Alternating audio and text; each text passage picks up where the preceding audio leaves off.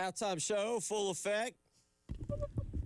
Back in studio after a wonderful day out at Charwood yesterday for the L.C. Lucas Memorial Golf Tournament on Veterans Day. We walked outside, Tyler and I did, after our show, and we realized very quickly it was still cold and it was quite windy. Yes, I went home with our barbecue and enjoyed that and turned the heat on pretty high when I got home. There you go. And it was actually a pretty entertaining night of sports. If you depended on what direction you wanted to go, I don't know. Maybe you decided you need some action in your life. You just need some college football. We complain when it gets to February. We're like, man, we don't have any football. And you know what? I don't even know who's running it now. It used to be Vince McMahon would go, here's some USFL and XFL. Sure. You guys get into football. We'd be like, okay, no, that didn't work. Last night, if you needed football in your life, well, Kent State and Akron went to overtime. Mm-hmm. Okay. Did you get a little fired up for that? I was more actually into Louisville and Kentucky on the hardwood, while also trying to plan the shows for the day. So I only had so many eyes that I could put in so many places. So I unfortunately did not get on action last night, though there are some intriguing matchups tonight that I do want to check out. Okay. All right. Yep. But so you had Maction last night, and I mentioned that Kent State in overtime over Akron, Western Michigan. Holds on at home, 17-13 over Ohio. So if you went into that, kudos for you. Also think about what you're doing with your life. Last night, as Tyler mentioned, I went college basketball. I went college basketball heavy. Wake Forest and Michigan turned into a phenomenal game up in Detroit, and Michigan holds on for an 84-point victory. I think they were about a 15-point favorite going into that game, and they held on for dear life. And then you mentioned it, Kentucky, Louisville. I didn't think anybody was going to be left at the end of the game. The way the pace of that game started, and I don't know why. I think this is because I know Pat Kelsey personally. I've spent a lot of time with Pat Kelsey when he was at Winthrop, when he was at College of Charleston, when the South Carolina job was open. Now, I know Pat Kelsey's feelings on the University of South Carolina, so I knew it was a long shot. I would have loved to have seen Pat Kelsey at the University of South Carolina. Let me tell you, it would have been incredible. It doesn't matter who the AD was or what the money was. He wasn't coming to South Carolina. Yeah. So that's irrelevant. But where Pat Kelsey goes, I will follow. Count me in as a Louisville Cardinal right now because I love the guy. I mean, he is everything that's great about not only a basketball coach, but about a human being. Well, this thing was teetering on getting out of hand at one point, and Kentucky kind of stormed back there late to make it interesting. Louisville holds on. Kentucky had a lot of trouble holding on to the ball last night, and that kind of ended up being the difference. But I do like, because again, we look at like Carolina playing Presbyterian tonight. Not a lot of sexy matchups in that way, but I do like how they kind of pepper in some of these interesting matchups a couple times a week to really kind of get you ramped up before obviously everybody starts conference play at the beginning of the year, and then things really start mattering. So yeah, good opportunity to get a look at a team like Kentucky that you'll see coming up later on in the year, and how they fared against another really good team out there in Louisville. No, it was great. Mikael Brown for Louisville, 29 points last night. He's a stud.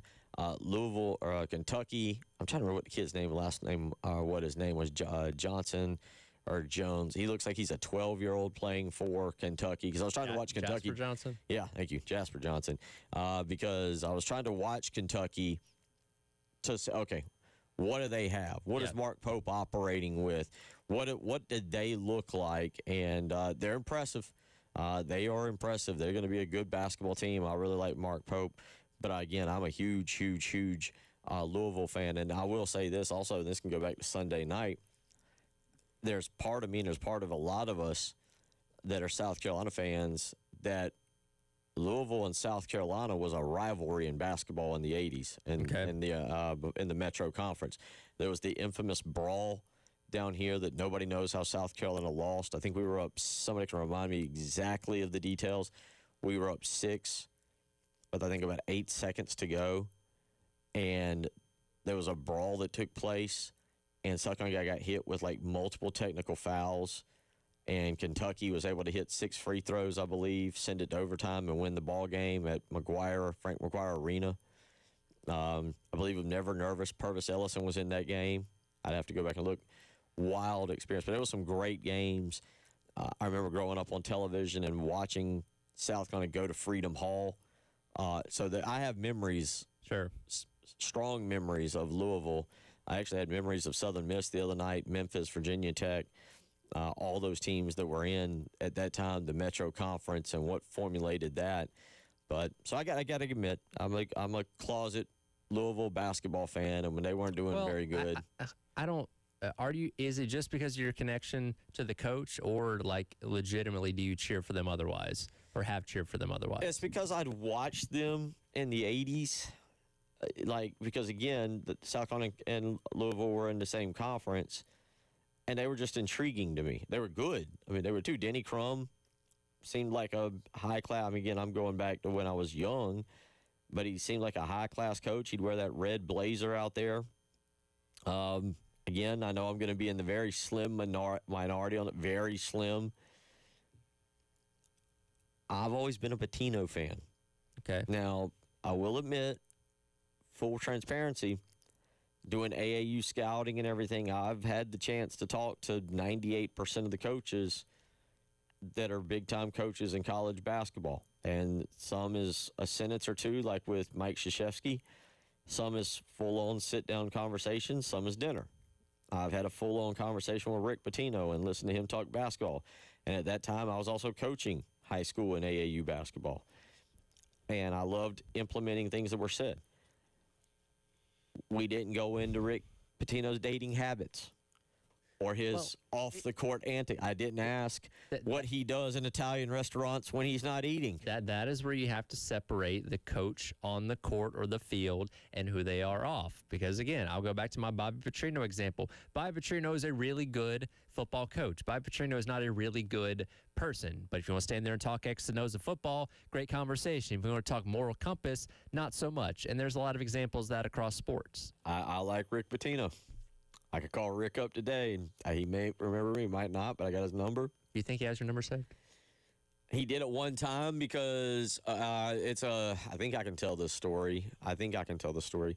I was really good friends with his basketball, not GA, anyway, one of his analysts who had been a high school coach down in Oldsmar Christian down in Florida, and we were good friends, really, really close. And he became the director of basketball operations is the title of it for Rick. And through that guy, I got to be good friends. I would get to meet Rick on several bases when we were at AAU tournaments. And actually, I did go to lunch with him one time and listen to him again. You know, we talk a little bit of basketball. We talk recruiting, talk this guy, that guy, whatever. Yeah. And, but I really became a friend. I had Rick's number because he said, if you ever see now, he didn't want me to send him what a lot of other people would want. He wanted to know the next ninth grader that he needed to scout if we were in Orlando or if we were in Atlanta or if we were in Dallas or Bob Gibbons or wherever, because he only wanted to see the best of the best, and we now know why. Yeah. And then he wanted to be on him at ninth grade. And then also, I will admit, at that time with Louisville, he wanted Adidas to get involved. Because, sure, I mean, I've seen a lot of stuff in basketball recruiting. And, but Jordan, the guy that I was friends with, would later be arrested as part of the whole conspiracy. Okay. Or the whole deal. It comes full circle. So anyway, backstory on me. But I do like Rick Pitino. And does he still have my number? I don't know. See, I should have done the thing. You've ever seen those viral videos of like, they'll go into a locker room and be like, hey, who's the most famous person on your phone? Would they answer if you FaceTimed him right now? Yeah. I don't know if Rick Pitino would answer your FaceTime call. Probably not. Try. He's busy. Yeah. He's busy. And it's funny how when you stop doing that business, how many people forget who you are. That's true. When you're no longer in the game, how you immediately get eliminated from the game. But I liked him, and I said it. So Louisville's just had a run of things that I liked. Mm-hmm. And therefore I've kind of had them as a secondary team that I'll pull for if they're on television. And a couple years ago, I believe it was that Kenny Payne was their head coach. Whoever it was that came through there, and that was just a disaster. But Pat Kelsey is a big fan. So that was a great game. Great game. Happy to see them win last night. I stayed up and watched Gonzaga and Creighton. That was the 10 o'clock game. Gonzaga looks good, and I like watching Creighton. I like watching Creighton, and Gonzaga looks good. At least when I cut it off, they were up over 20 points. You also had Illinois and Brad Underwood, who I know from his days here, and then when he went to Stephen F. Austin and then to Oklahoma State and on to Illinois. I know Brad very well. I think the world of him. They beat up on Texas Tech last night by 4. Great win for him, and Texas Tech's going to be really, really good. You had good basketball on last night. It was actually a really good college basketball night, and then I mixed in the Carolina Hurricanes, who got their doors blown off by the Capitals 4-1. Yeah, a lot of options last night, and that's the best thing about this time of year is you can tune in and find just about everything, no matter what you're looking for. And of course, women's basketball proceeded to dominate Clemson, particularly in the last quarter and a half of the game last night, to make it 15 straight over the team from the upstate. So, are you able now football's a little bit different? Because I guess I'm looking for stuff. If it's a basketball game for your team, South Carolina or Clemson, and they start blowing out the other team, can you stay invested? Basketball, baseball also. Sure. Like football, I feel like all of a sudden I stay invested because I'm like, all right, well, I want to see the backup quarterback now. I want to see the backup running back. I want to see because there's so many players. I want to see this. I want to see this guy get in, and I want to see Aaron Noland throw it. Oh, he's handed it off 6 times. Wasted my time. Sure. I want to see Cutter Woods throw it. I want to see them continue to play the game. Yeah, I think basketball's a little bit different, especially when Carolina was going on the run they were at the end of that game, where you knew Clemson had no chance to get back into it because, I mean, the majority of the team had already played at that point, so it's not like you were waiting. And they're not really deep right now anyway, with McDaniel being suspended, Kitts and Watkins obviously out, for the year. So it's not like there's a ton of reserve on the bench that you hadn't really got to see, up to that point. But yeah, I guess basketball blowouts are ones where you're not as hesitant to turn the channel, especially if it's in those last 5 to 6 minutes when there's no way the other team can come back and you're trying to drain the clock at that point. Yeah, well, in basketball, I feel like there's more of a willingness to kind of like give up a little bit. It's just kind of like, all right, take your shot. Yeah, let's get to the end of this thing. Yeah. Whereas, and I'm not saying football doesn't go that way. It's just football.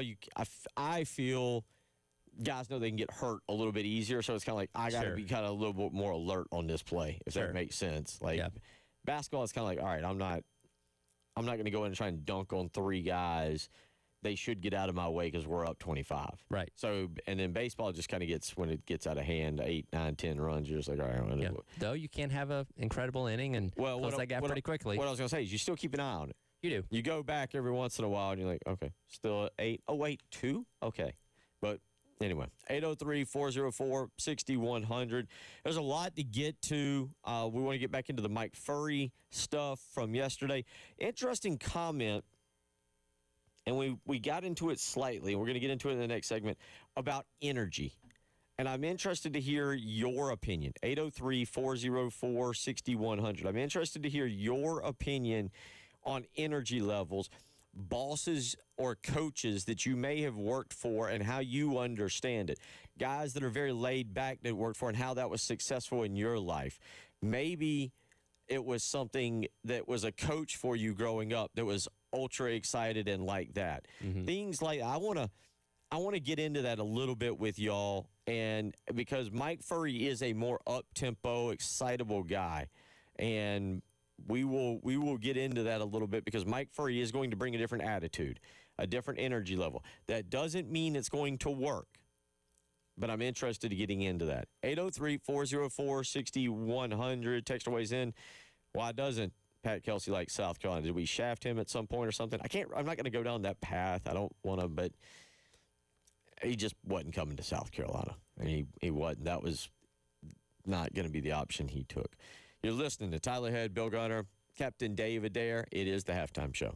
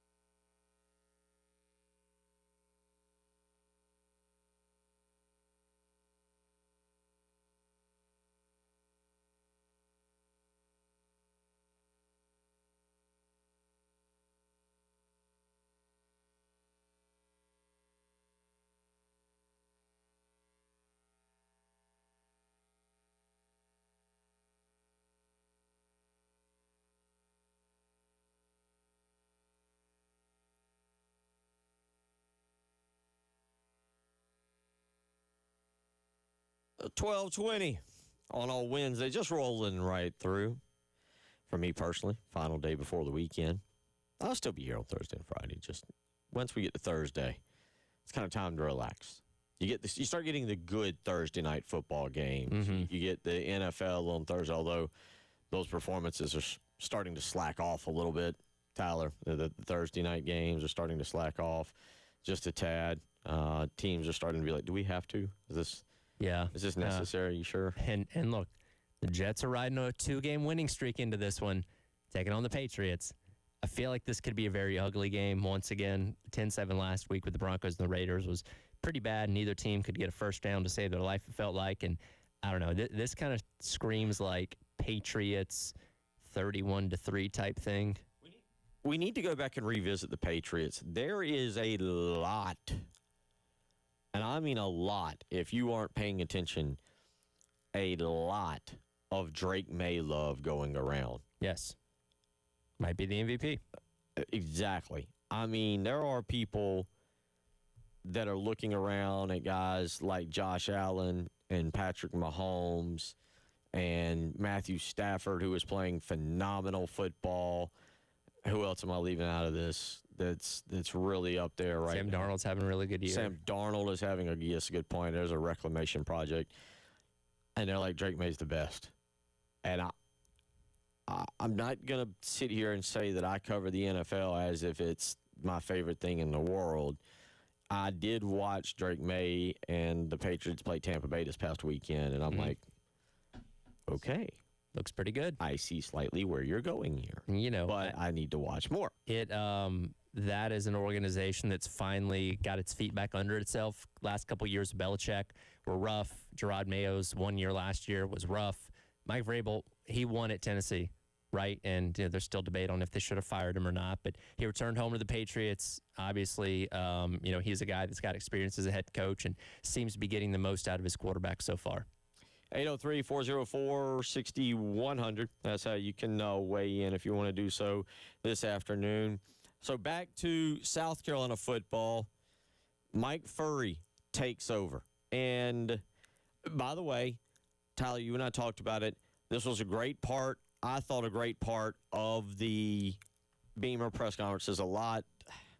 I don't want to be negative today, Tyler. We don't want to be negative. Jamie Bradford, got on me a little bit on the other day about it. And I love the fact that Shane Beamer basically openly said, this is Mike Furry's show. Mike Furry's in charge of putting people here, there, everywhere. He's really, it's his baby. He's in the quarterback room with Davis Cutter. He's in the wide receiver room. We do know where we expect he's supposed to take advice from other people. Yeah. But it's the Mike Furry show. That's great.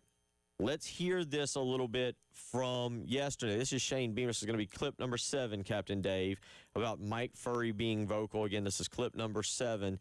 Here is Shane Beamer yesterday in the press conference talking about a little bit about the difference between Mike Shula and Mike Furry, and it's more about their intensity and how vocal they are.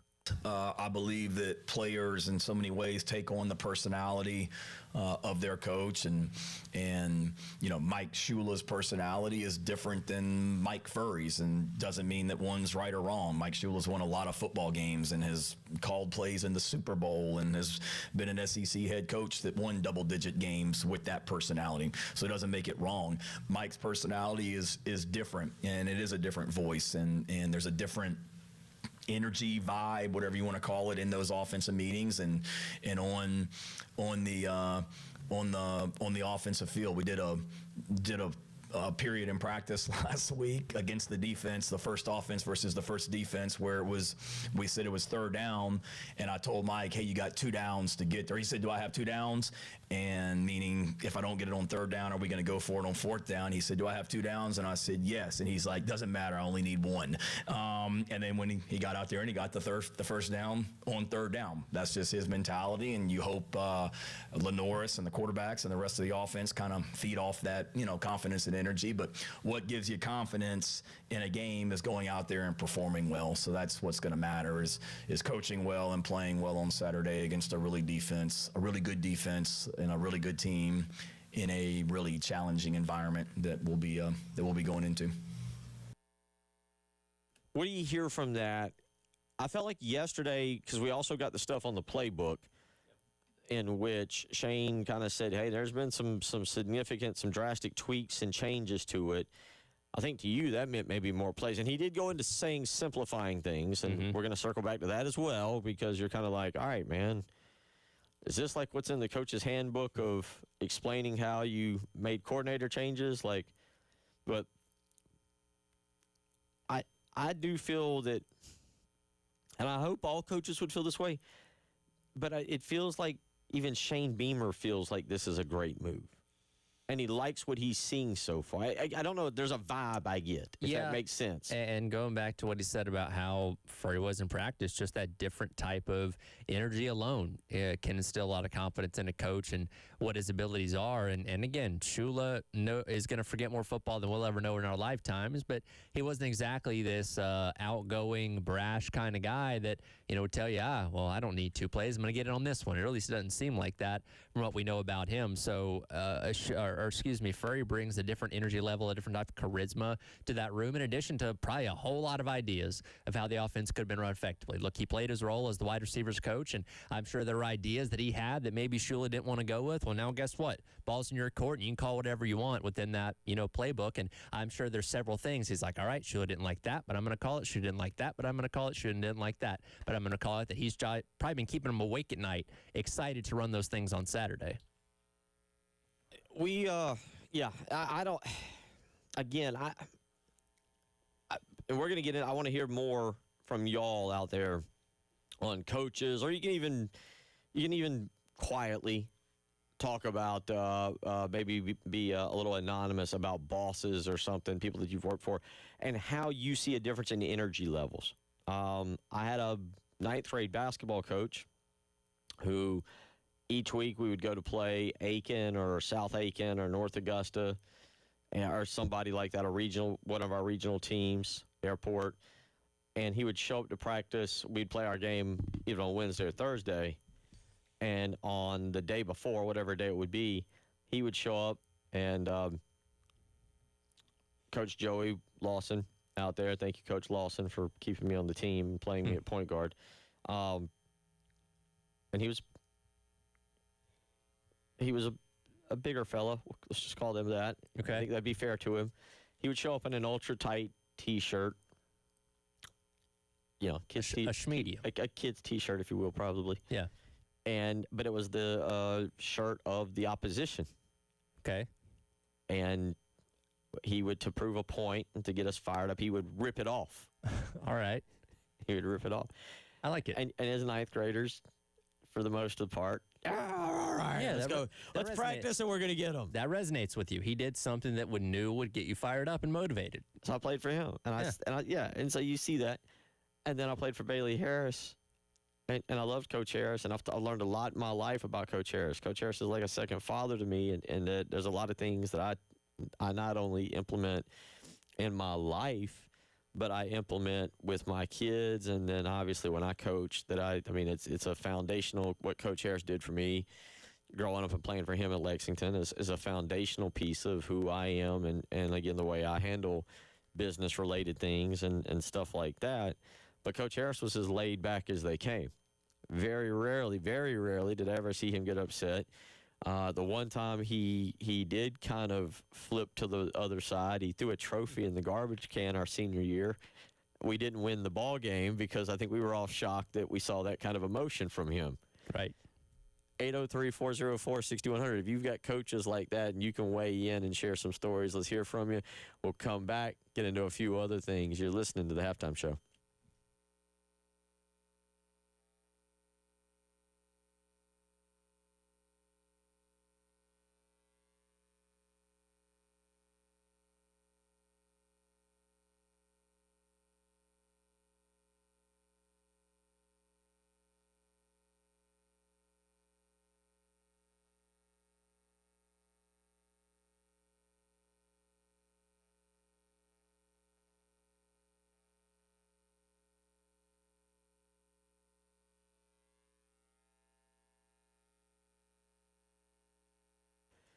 Bill Gunner for the Mortgage Guru, Jacob Crowder and First Palmetto Bank. It is November the 12th, and as we get closer to 2026, you've heard me talking about it, and I'm telling you not to waste another day.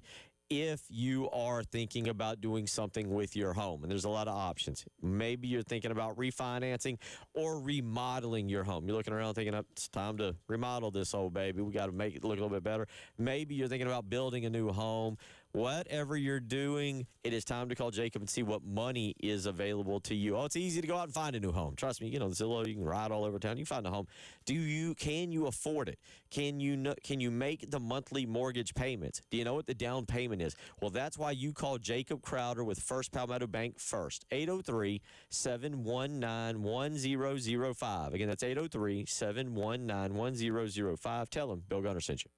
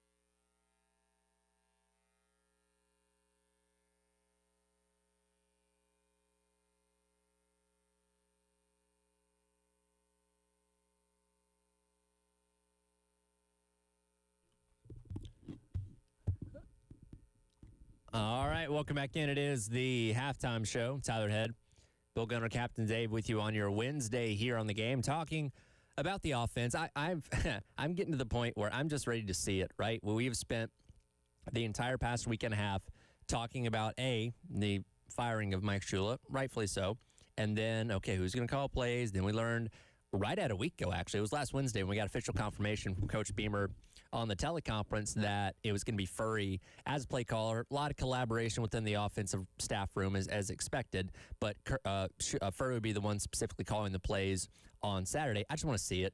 Right? We've talked so much about it could be this, it could be that. Here's differences and all those kind of things. I just want to see it in person and react to that coming up next Monday. And hopefully he'll give us some good things to react to. But going back to the conversation about it, this will be cut number 10 here, Dave. Coach Beamer alluded to some of the tweaks that could be made to this offense with Furry now in charge. I'd say there's been a pretty good tweaking.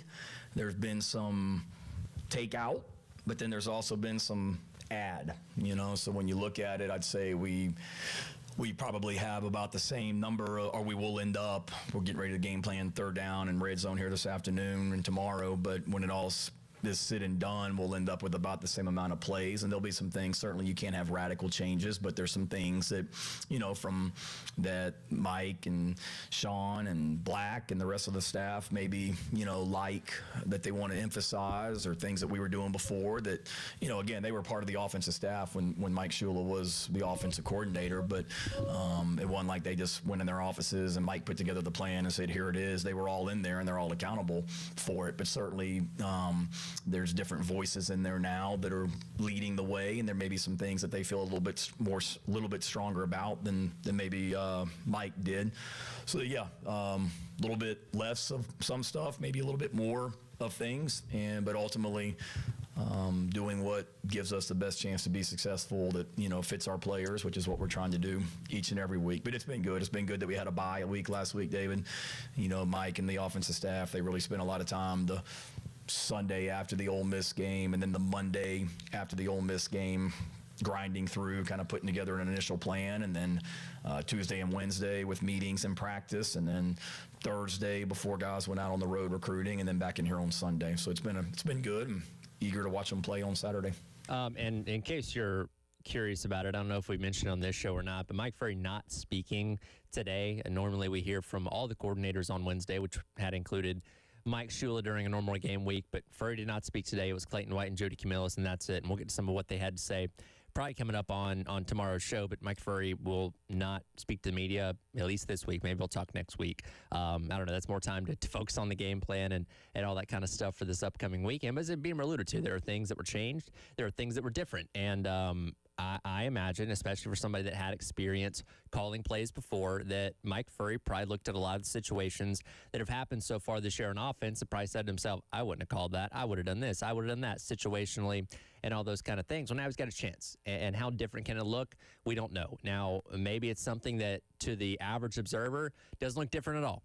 Again, I don't think the schematics of what the offense itself actually is going to be all that different. I think it's still going to have that same type of pro-style element to it, because you can't just go in and implement an entire new playbook in such a short period of time. But to me, it's more situationally. What does Mike Furry decide to do? I go back to the game 2 weeks ago against Ole Miss where it was 4th and 1, and there was a delayed handoff that went vertically, right? And I think it was Matthew Fuller got tackled 5-6 yards behind, the line of scrimmage, right? Those kind of things that drove us crazy about Mike Shula's play calling, the decision to run up the gut multiple times in a row down there by the goal line against Oklahoma a few weeks ago. Those kind of things are what I'm more interested in seeing how Mike Furry handles those differently.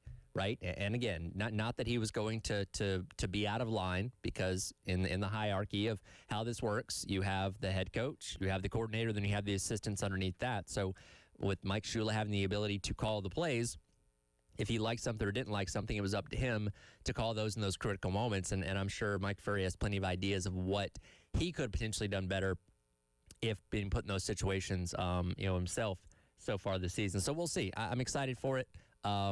Again, I go back and reference there have been several examples this year of teams that, have a change, either at head coach or specifically at coordinator, that came out the next time and put up a lot of points. And I go back to, UCLA after firing Deshaun Foster and moving things around, where Jerry Neuheisel became the new offensive coordinator. First time ever calling plays.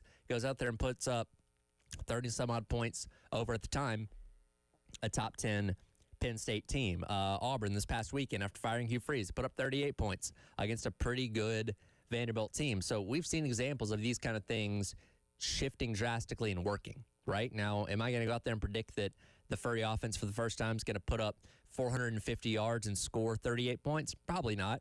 But could I believe that it could be better? Where, I don't know, maybe you eclipse that 350-yard threshold that you haven't been able to get over this entire season under Mike Shula for the first time, and maybe you score 28 points. It isn't a whole lot different than what you've been doing, but it's more, and it's a step in the right direction.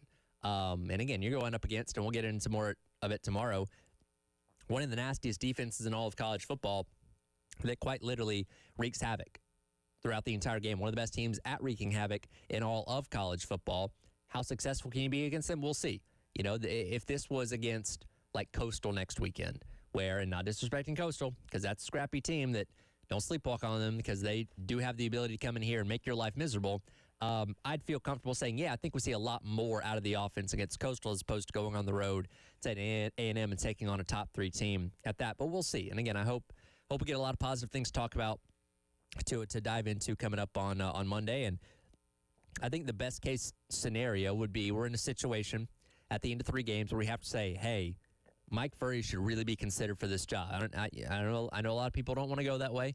I know a lot of people want to make the outside hire and bring in a guy with a true experience of running an offense at the D1 level year over year over year. But if Furry's teams go out there and drastically eclipse the numbers that Shula had done, then you at least have to have a conversation about it. And I think that's the best case scenario we can hope for over these final 3 games. We'll continue talking about this as well as plenty of other things going on around the college football and college basketball world as the halftime show continues on. Tyler Head, Bill Gunner, Captain Dave on your Wednesday on the Game.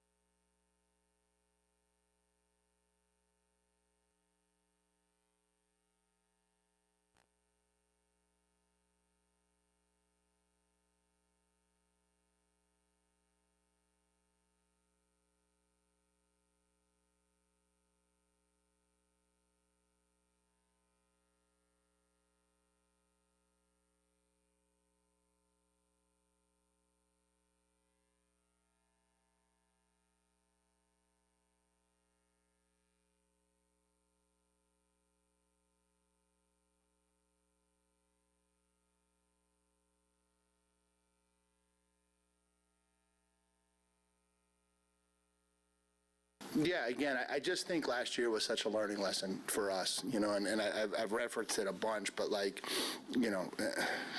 nobody appreciated, obviously, because like me, everyone was so disappointed with how the year ended, but I don't think anyone appreciated the challenge that was being in that position really for the first time, and for those kids ever.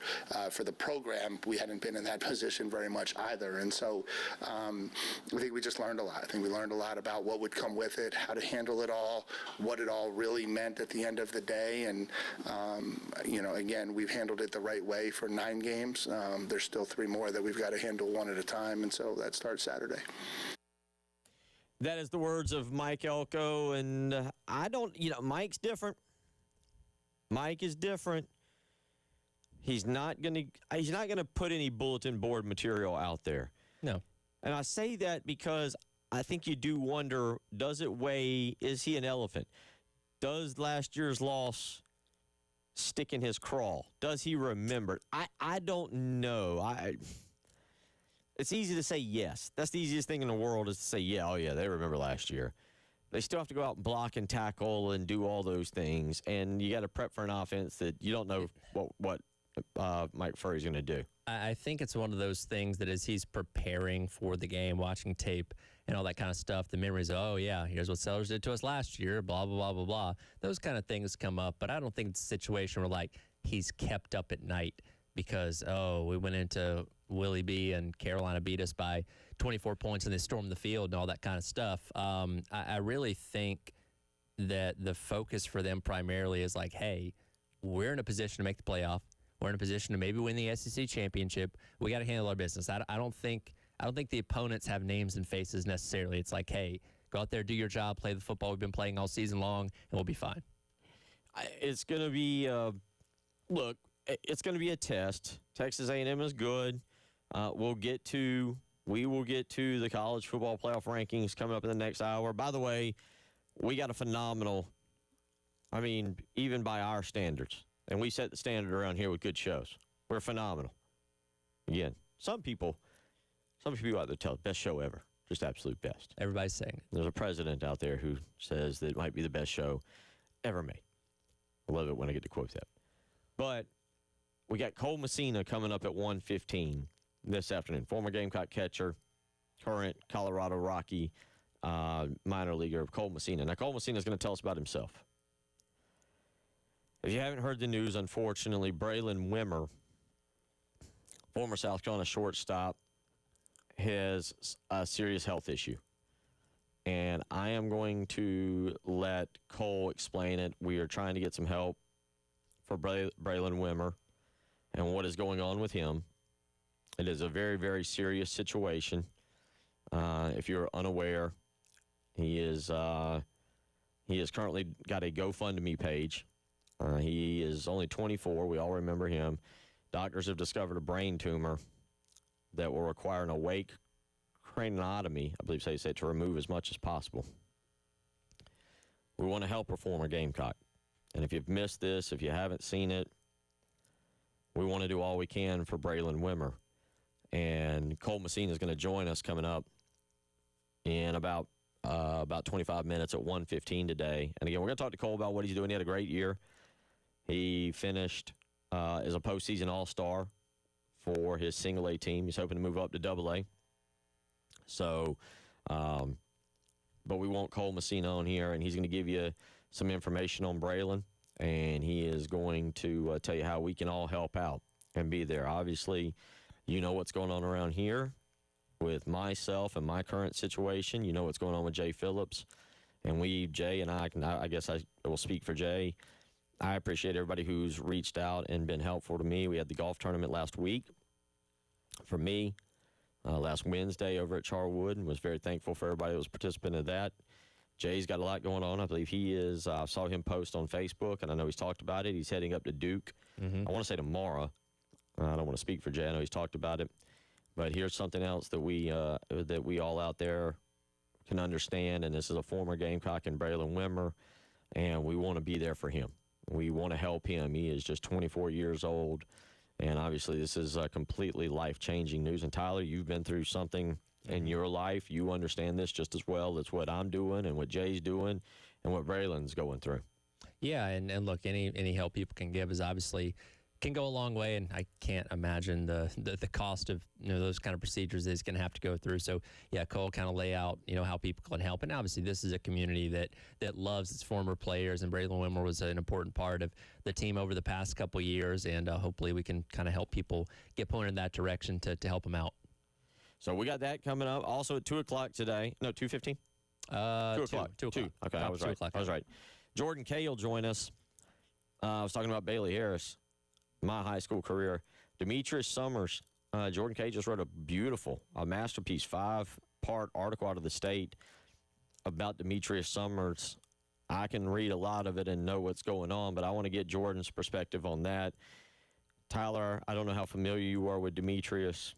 I was there for a lot of it. His freshman season was my senior season at Lexington. We played on varsity basketball together. I'd known him growing up. I knew him when he was in 7th and 8th grade, and his development, his rise to fame. I watched him after I left school, and all the games he had. Maybe one of the greatest. Lexington might have 2 of the greatest sporting games in the history of the state. We can debate that. Demetrius and Lexington against Reggie Merriweather and North Augusta. People that were there tell you it was one of the greatest running back showdowns. Merriweather obviously went to Clemson. Demetrius went to South Carolina. I believe the final was something around 45-42, and both rushed for over 300 yards. It was phenomenal. Lexington later on in life would have Shaq Rowland against Bruce Ellington in a high school playoff game. I think both Bruce and Shaq went for over 30. I think Lexington won that game under Bailey Harris. I'd have to ask Coach Harris, who may be listening. But we'll have Jordan Kay to talk on about Demetrius Summers. And we'll keep talking about what's going on, because going back to what we were just kind of bringing up, Mike Elko, I'll be interested. Where is his mindset at in this game? Is he going to use deep down, hey, these guys got you in Columbia. Didn't just get you good, or didn't just get you. They got you good. Yeah, we'll see. And look, we've seen just about every team in college football, even the top teams, have some off days, and we haven't really seen that out of A&M. So what they do for one of those coming up on Saturday, we'll see. 803-404-6100. That's how you can weigh in. Also, last night, I sent you a text. I assume you weren't asleep. Yeah, I saw it. We got to find out, did Trick Williams claim the WWE Next belt?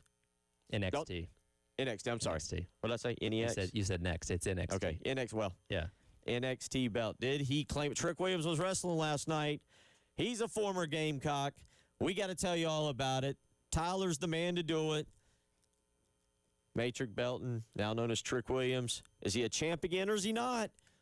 You don't want to go anywhere. You got to hear. You got to find out. You're listening to the Halftime Show.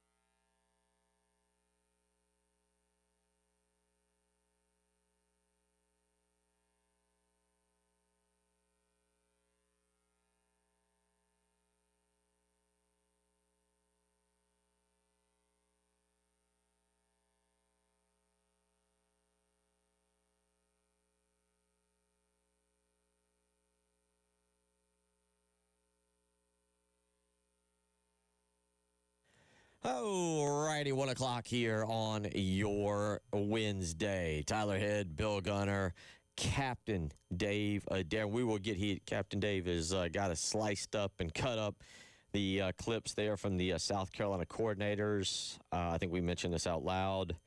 We were so excited yesterday. We were so happy. We were going to get to hear from Mike Furry. And then Shane Bean went, no, you're not. Yeah. We're not going to do that. Oh, well. At least we finally went back to some form of secrecy. Yeah. Did Muschamp allow his assistants to talk? No. No? Okay. That was a huge deal. That was a huge, huge deal because of the fact that we got to talk to Jake Bentley. And it was not understood. And no, to answer your question, they not only did the coordinators not talk during the week, I mean, they didn't talk post-game. Mm-hmm. They didn't talk during the week. Right. And it was kind of one of those things where, like, you're going to trot a freshman quarterback out and a sophomore, and you're going to make him answer for the mistakes of the offensive coordinator. Yeah. It was a very, like, odd, like, who are you protecting here kind of deal. Sure. Yeah, when at Georgia, Kirby doesn't let his assistants talk. Players will talk throughout the week, but the assistants don't speak until it's, like, the bowl game or the postseason. I don't like, I mean, don't get me wrong. I don't like that. That's kind of like referees not speaking, which I hate, and I think that's got to change. But no, I think I do it. Look, and Shane does it. I don't need to hear. I loved it when Spurrier back in the day after practice, you know, you'd get almost all the coaches. You could speak with Steve Spurrier Jr. or, you know, great old Scott Hood with Gamecock Central would always write his Kentucky article, and he would call out D.L. Moore and Steve Spurrier Jr. to talk about, because D.L. Moore had he was from Kentucky, but you could speak with any assistant coach under Steve Spurrier.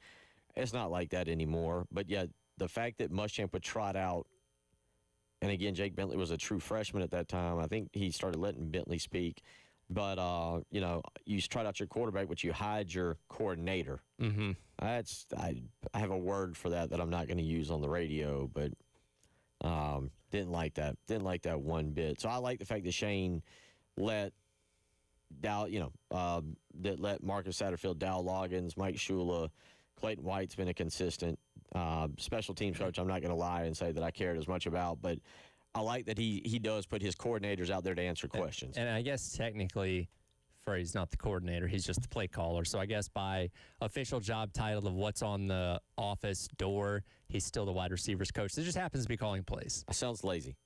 Yeah. It sounds, and I'm not saying that on Shane's part, but it also sounds like, yes, we go, hey, Mr. Beamer, should we put OC next to Mr. Furry's name? He's like, no, don't do that just yet. Well, and again, for one, that's more time that he can spend on game planning for this weekend. And not that Beamer really told us anything or any of the players told us anything specific, but one less opportunity for Texas A&M to hear about Furry and offensive philosophies and stuff like that to maybe give you some semblance of an advantage. Yeah, and there is that element of at some point, let's stay a little quiet about it and see what happens. We'll talk more about that coming up this hour.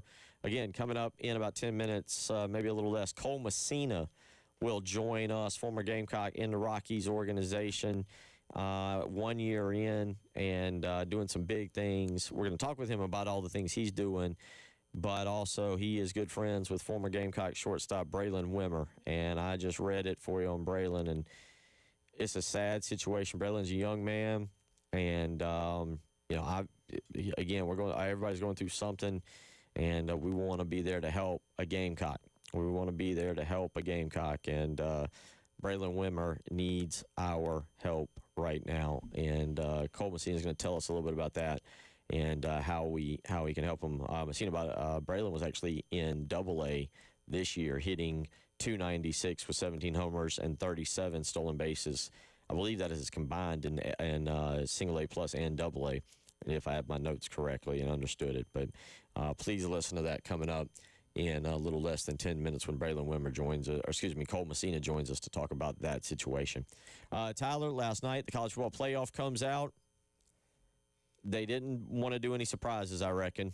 They kept it pretty much the exact same. Well, I mean, we didn't have mass chaos in the top 10 like we almost had. If Indiana goes down and Oregon goes down, then we're really talking about shuffling the deck. My only real question, I was correct yesterday in our predictions that they'd probably move Texas Tech up to number 6, which they did because they were 8. They beat the number 7 team and did it pretty convincingly. I didn't expect them to drop BYU all the way down to 12. I thought maybe 10, but I guess because of how convincing that win was for Texas Tech, that's where your movement is. Again, Ole Miss drops down 1, but everybody else just kind of shifts up 1. After that, top 5 remain the same. You could make a case that A&M could have been in at 2 over Indiana. Didn't end up doing that. That's all going to end up sorting itself out in the end anyway. But yeah, at the top, there was not a whole lot of controversy. So we have conference championships to get through. We have other things. Surprise. I don't know if it's a surprise. In the AP poll, James Madison is 24th at 8-1. South Florida is 25th at 7-2. In the poll that matters, South Florida is ranked. They're 24. James Madison is not. Therefore, at the current moment, if you look at a playoff bracket, South Florida is the 12 seed, and they are in. Your thoughts? I mean, honestly, I think the committee probably realized last week they should have ranked somebody because Memphis was just kind of penciled in as like, oh, hey, they're leading the American, and then they, proceeded to lose, which is what put South Florida, ahead of them. So I think they're basically telling us that more likely than not, unless just chaos unfolds in the next couple of weeks, the winner of the American is probably going to be the team that gets in the college ball playoff. I think James Madison's going to need some help with that conference kind of stepping all over its own toes a little bit. I imagine if there was a others receiving votes category, JMU would probably be working somewhere around maybe 27 or 28, like there within striking distance. But I think they're going to need some help if they want to get into the playoff. Number 11 at the current moment. At the current moment, this really doesn't mean a whole lot. Take it for what it's worth because I don't even know if they can win that right now. I think they need a miracle to get into the conference championship, but it is something worth keeping an eye on. Number 15 is the highest rated ACC team. That's Miami. Yes, and this is where the controversy came in last night because Miami was 18th last week. They played a Syracuse team that's been without their quarterback for the majority of the year, beat them pretty handily. Georgia Tech wasn't playing. Now, yes, Louisville and Virginia did lose, and they were ranked ahead of them, but somehow through again, not that impressive of a win against Syracuse and Tech not even playing a game, somehow Miami jumped them. I think this is a course correction, to be honest with you, because one of the controversies last week was, okay, Notre Dame is number 10, Miami's number 18. Now, yes, Miami does have worse losses than Notre Dame does, but they still beat Notre Dame head-to-head, and that should count for probably a little bit more. So I feel like, and the committee chair didn't give us any kind of real answer when asked about this last night. There's a 6-spot difference. Notre Dame is at 9, Miami is at 15. But I think this is more of a course correction of, okay, well, you can only move them up so far after you put them down at 18 last week, but I think they felt like moving them to 15 was feasible without setting off too many alarm bells because I think they should have just had them higher last week. Miami, by the way, gets the highest, ties with the highest bump in the ratings. Two teams got a 3-position bump. Miami did, moving from 18 to 15. Michigan went from 21 to 18. So the thing here is Miami can't win right now, can't even play in the ACC championship. They need help. Keep an eye on that. The highest ranked ACC team that is ACC championship eligible would be Georgia Tech. So right now what we're looking at is essentially Notre Dame's in at 9. Yep. Texas would be 10, and that means starting at 11 with Oklahoma and BYU, you would be filling out number 11 Oklahoma with the ACC champion. That's right. Let's just say Georgia Tech for the time being, and 12 would be, in this case, South Florida. So your official rankings are really only through 10, and those 10 real quick would be Ohio State, Indiana, Texas A&M, and Alabama. Nothing changed. Georgia, nothing changed at 5. Georgia plays a first-round game. Yeah. Texas Tech, Ole Miss, Oregon at 8, Notre Dame at 9, Texas at 10. Again, now you bump out Oklahoma and BYU, and you throw in the ACC champion at 11, I assume. Georgia Tech would be the team right now. 12 would then be South Florida. South Florida at Georgia, Georgia Tech at Texas Tech, Texas at Mississippi, Notre Dame at Oregon. Sign me up today. Oh, yeah, all these matchups theoretically sound great as of right now. And in terms of Miami, they're going to have to count on a lot of chaos happening in front of them. They're going to need Texas to lose two, maybe both of their games between Georgia and A&M to close out the year. You need Oklahoma like this weekend to lose to Alabama, which is possible. BYU to lose to Cincinnati. Vanderbilt, if they can lose to Tennessee, coming up here to close out the year, and assuming Miami wins out, because I don't see a path to them getting to the conference championship game. Their only way is via an at-large bid. But again, they got to probably get themselves into that top 10 threshold, and it's going to take a lot of help ahead of them to get to that point. 803-404-6100. We'll revisit that. A lot to kind of still take away from the rankings from last night. But next up, former Gamecock catcher, still a Gamecock great, Cole Messina joins us for a wide-ranging discussion on a couple of different things, specifically on the current situation with Braylon Wimmer. If you're unfamiliar with what's going on, please, please, please stick around and listen to this and see how we can help a former Gamecock and a Gamecock great in Braylon Wimmer. You're listening to the Halftime Show.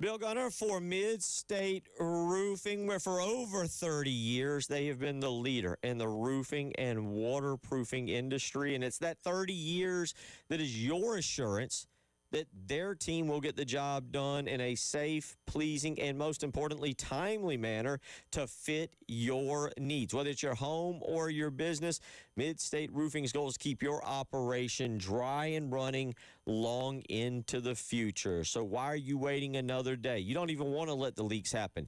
You want to get out in front of them and make sure that that roof is keeping your business and or your home dry already. So when we get these winter showers or whatever may be coming down the pipe, you don't have to worry about that. So call today. My goodness, just go ahead and call today. Get out in front of it. 803-356-1919. That's 803-356-1919. If you've got a leak, let Mid-State Roofing take a peek.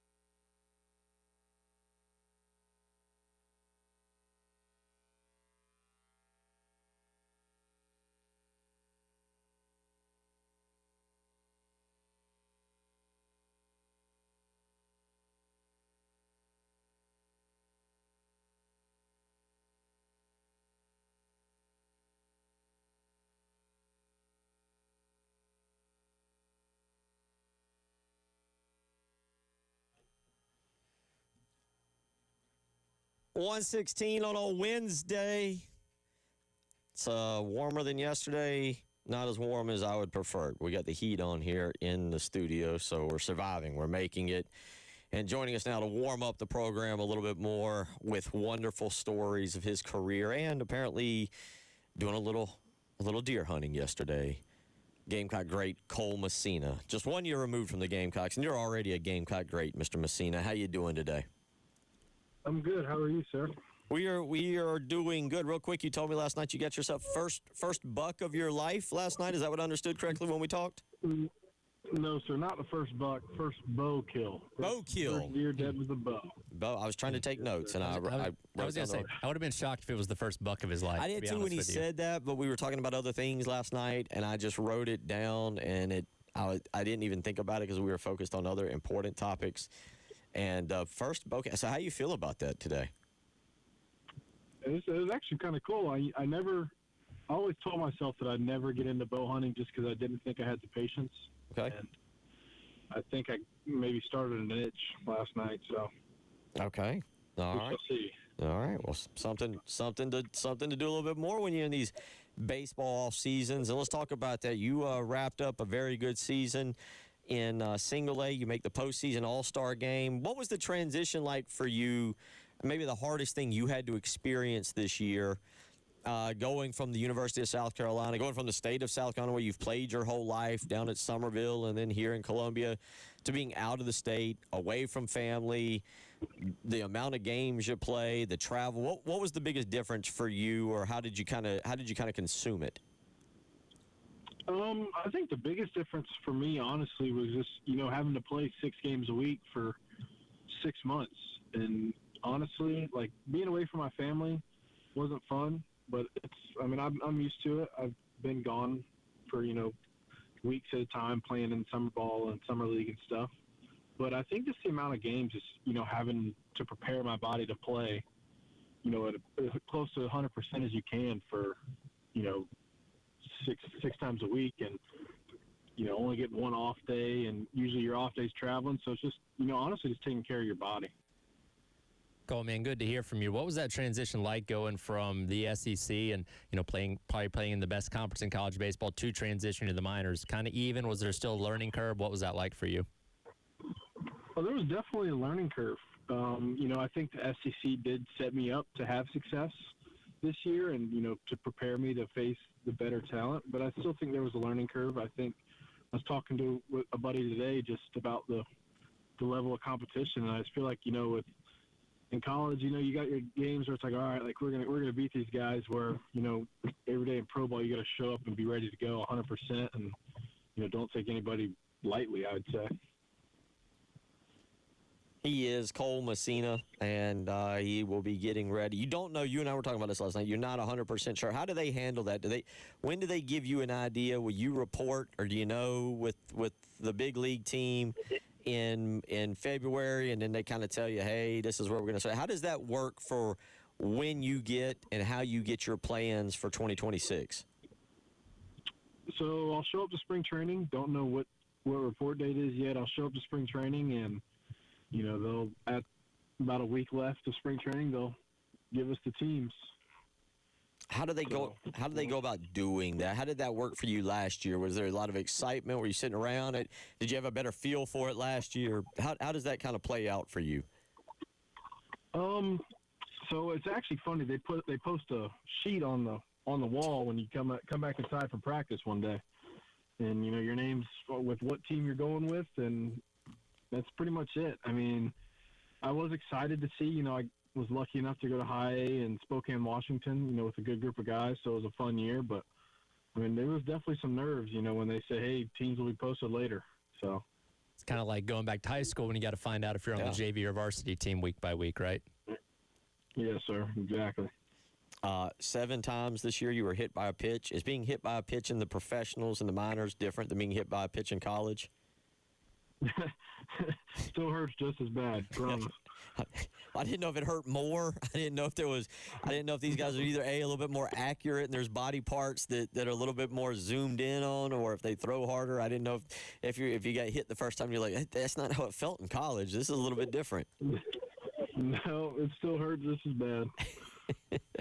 He is Cole Messina joining us. All right, I'm just looking very quickly. You mentioned Spokane, where you played a good bit this past season and had a good season. Looks like you were batting around three.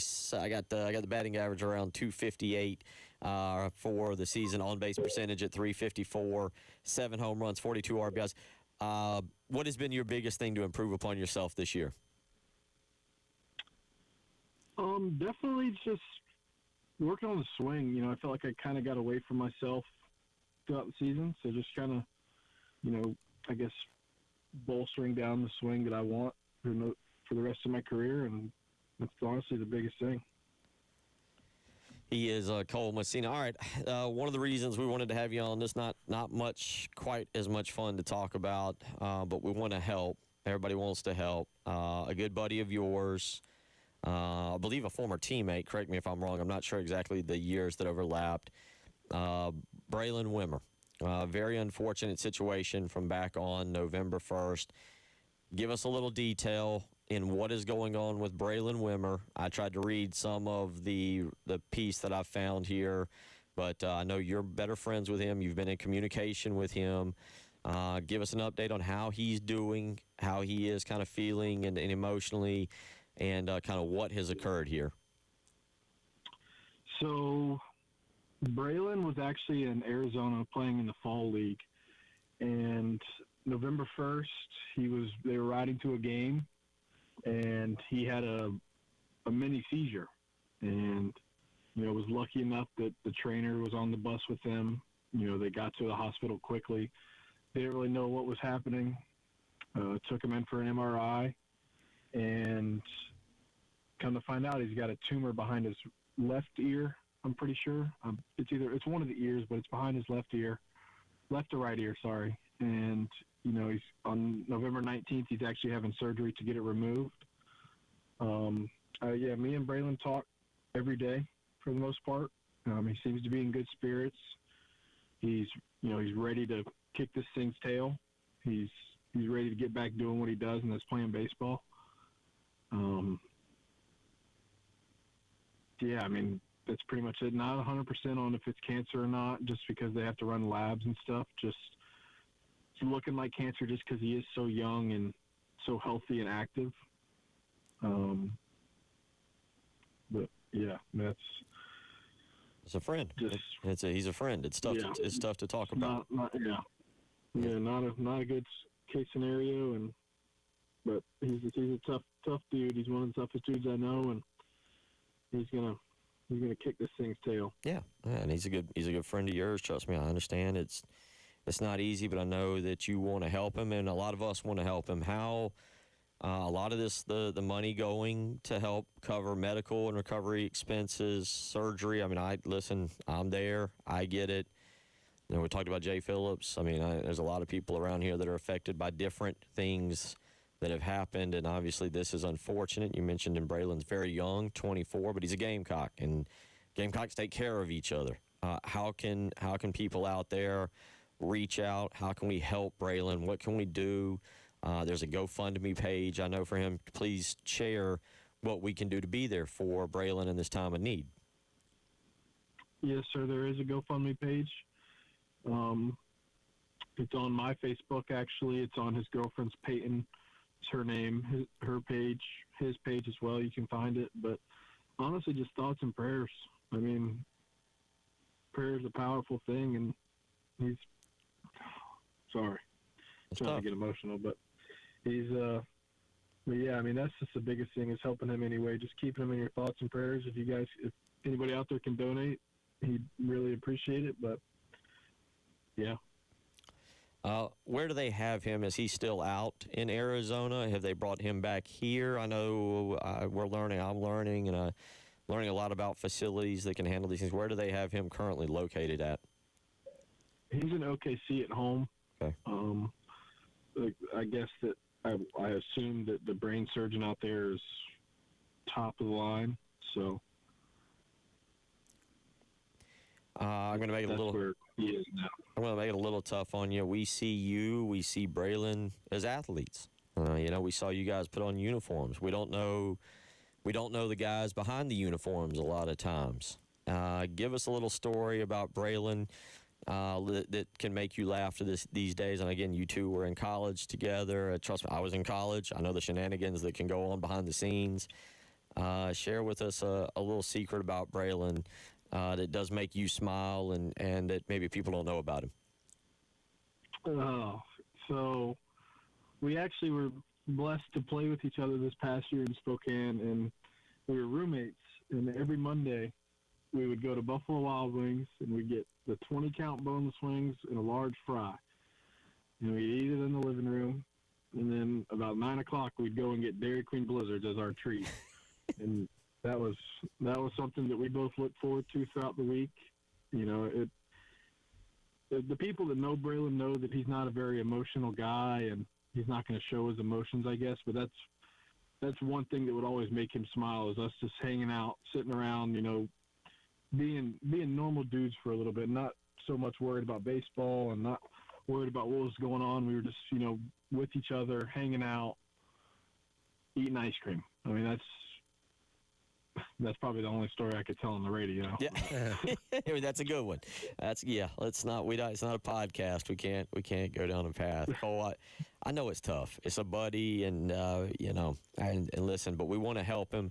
I know the Gamecock Nation wants to be there for him. You guys, your contributions, we'll get you back on here in the near future to talk more lightheaded stuff. I know a lot of people want to talk about your time at South Carolina, what you remember. I know you still keep up with the program, and certainly want to get your thoughts as we head into year 2 of Paul Maneri and what you're willing to share with us. But today I wanted to make it more about Braylon and trying to help him. And so once again, if you don't mind, be a little more specific. I know you said it's your Facebook. You mentioned his girlfriend's Facebook. What is it that people can go and what they can do? And trust me, I'll be the first to tell you, any donation helps. Anything, $5 goes further than you realize. If you can give more, that's awesome. But where can people go to support Braylon and help him besides just doing it through prayer and thoughts? The GoFundMe, yes, sir. I'm not sure how to get it out to everyone. I guess I'm sure you could probably look up GoFundMe Braylon Wimmer. Send it to me, and we'll put it on Twitter, and we'll get it out there. Sounds perfect. Thank you, sir. Send it to me. Do that. We'll get it out there. Cole, we got to let you go. We got to hit a break, man. We love you. We're pulling for you. We're pulling for Braylon. We're going to be in touch with you. Hang out in Charleston. Enjoy your time, and I'll be in touch with you. We'll get that GoFundMe out there. We're going to help a Gamecock. We're going to help that young man, and we're going to fight with him, and we're going to be there step by step with him, and we're there with you step by step as well. Okay? Yes, sir. Thank you, guys. Really appreciate it. Yes, sir. Cole Messina joining us this afternoon, giving us a breakdown. We'll come back, and I'll remind you of that, and we'll talk a little bit about the Gamecock football team. It's the Halftime Show.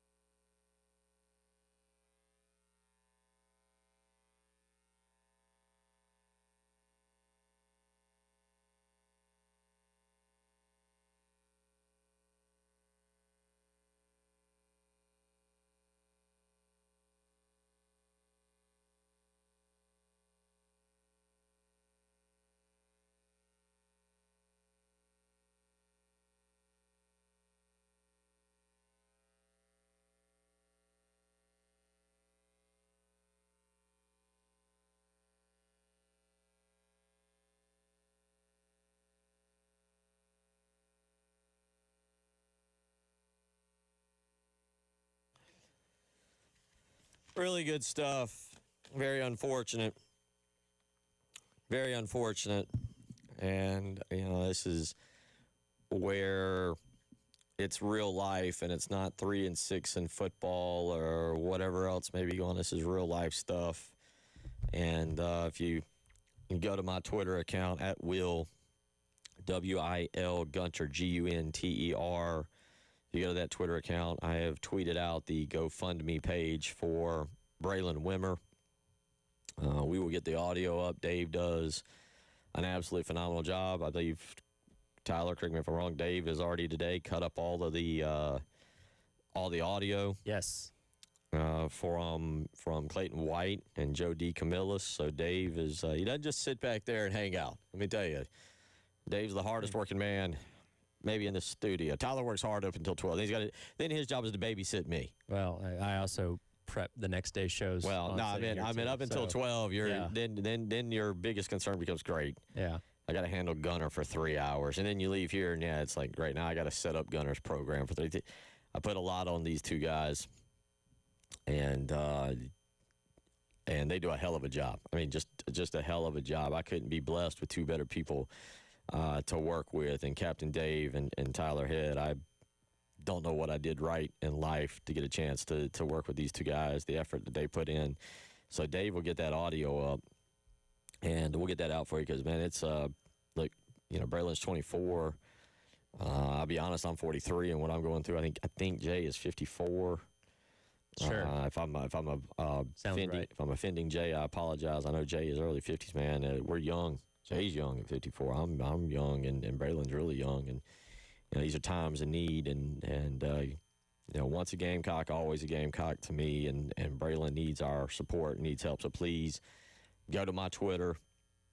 I have tweeted out the link there for the GoFundMe page to support and help out Braylon. At Will, W-I-L-G-U-N-T-E-R. Again, W-I-L-G-U-N-T-E-R. And we would love to be able to help him. As again, that's part of the family, right? We can get upset about wins and losses. We can debate coaching firings and who does this and who does that. And boy, do we need a new coach? Do we need a new OC? Do we need a new,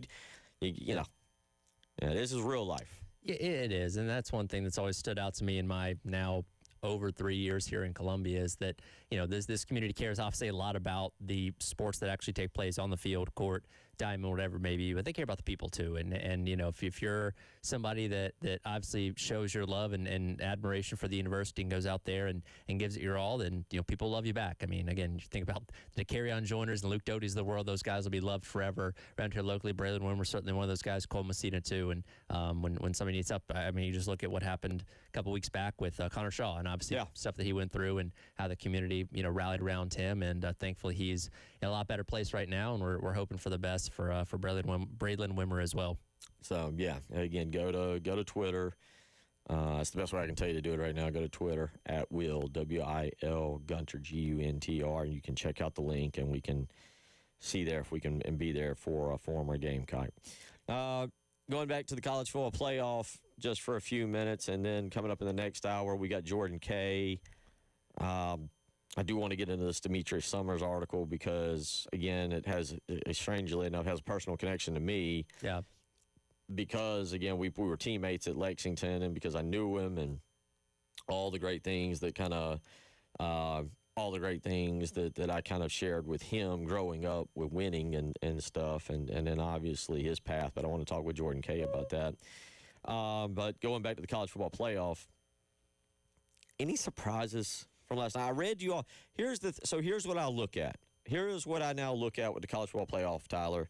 After 1 year, I look at the opening round because I loved them. They were awful, by the way, but I loved the opening round games on college campuses.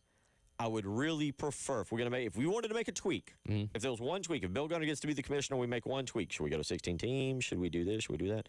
It would be that the second round is on college campuses as well. I can dig that. I don't just let the bowls be. The bowls are what the bowls are now. Whenever we've tried to change things in college football, it seems like the bowls get in the way. And look, I love bowl games. I've loved bowl games my entire life, but they can kind of be a hindrance at some point with how we're trying to do things with the college football playoff. And I think it's weird that teams play 2 bowl games right now to advance through the national championship, but it is what it is. But yeah, more games on campus, as I've talked about before. I'm always pro home environment, especially during the regular season. I would have much preferred Carolina play Virginia Tech here as opposed to Mercedes-Benz Stadium, and that carries over to the postseason as well. Because again, and look, NFL postseason environments are cool. You know, when the Chiefs host a home playoff game, it's loud. Same thing with the Seahawks. But like, there's nothing quite like college football in a playoff environment. Yeah. And we got to see some great ones last year, and probably in the mix to see a lot of brand new ones this year as well. Yeah, it was again. You know, Ohio State, Tennessee. God, I was so excited about that game. And what did we get to stay excited for about 4.5 minutes? Yeah, well, I think we should have known when Tennessee decided to put their shirts back on after getting the social media content out of them warming up shirtless. It's like, maybe they're not as prepared for this as they think they are. It's not Neyland. It's not Rocky Top. Penn State, SMU, seeing I love cold games as long as I'm in the comfort of my house. Sure. Indiana, Notre Dame was freezing. You know, and they were fun to watch. And I will admit, I like watching Southern teams go up and try and deal with the cold like that. And so to me, when I get the college football playoff, Frank, I don't care where everybody's at. If you want to move to Indiana to 1, who cares? I don't care. You know, if you want to flip-flop A&M undefeated in Alabama, what do I care? It's all irrelevant. I think Tyler said it. It's all irrelevant. And look, we could be in the final year where there are buys. Because next year's potentially 16, and now they could stagger that where you have the top 2 or top 4 get buys and shuffle that way, or all 8, number 1 through 8, are hosting, and the other 8 are going on the road. I don't know what's going to happen, but yeah. The change I would like to see is at least the first 2 rounds be at home, and then incorporate some small bowl games. I think it just takes it out of it, I think, to put it in a neutral, sterile environment. But here's your first round. And then again, this is what I look at if we're having a good time and we're going, do we like this? And you tell me, on a scale of 1 to 5, does it interest you? 1, 2, 4, or 5? All right. 4, I'm interested. 5, you're fired up. 2, First round, Georgia and South Florida. I'm probably about a 3. I can't go 3. Well, okay. Well, I can't go 3. Can't go 3. Why That's not? right in the middle. You got to go 1 to 5. 1, 2, 4, 5. 1, 2. Okay, all right. When you produce some shows with Preston, you learn 3 doesn't count. All right, I'll probably go with 2 because I think that'd probably be one of the more one-sided games. Good. All right. Currently, we're going with Georgia Tech. Georgia Tech at 11. That means they travel to number 6, Texas Tech. Ooh, 5 all day. Sign me up. I think that's going to be a fun game. Number 10, as of now, number 10 would be Texas going to Texas Tech. Going to Mississippi. I'm sorry, Texas going to Mississippi. I go 4. That's a matchup that we can see. Only reason it's not a 5 for me is because it's SEC, and I'm kind of like, all right, that's not as fresh. And then your other first round game, number 9 Notre Dame going to number 8 Oregon.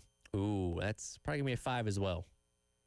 I like it. The first that first round. Now, one caveat here.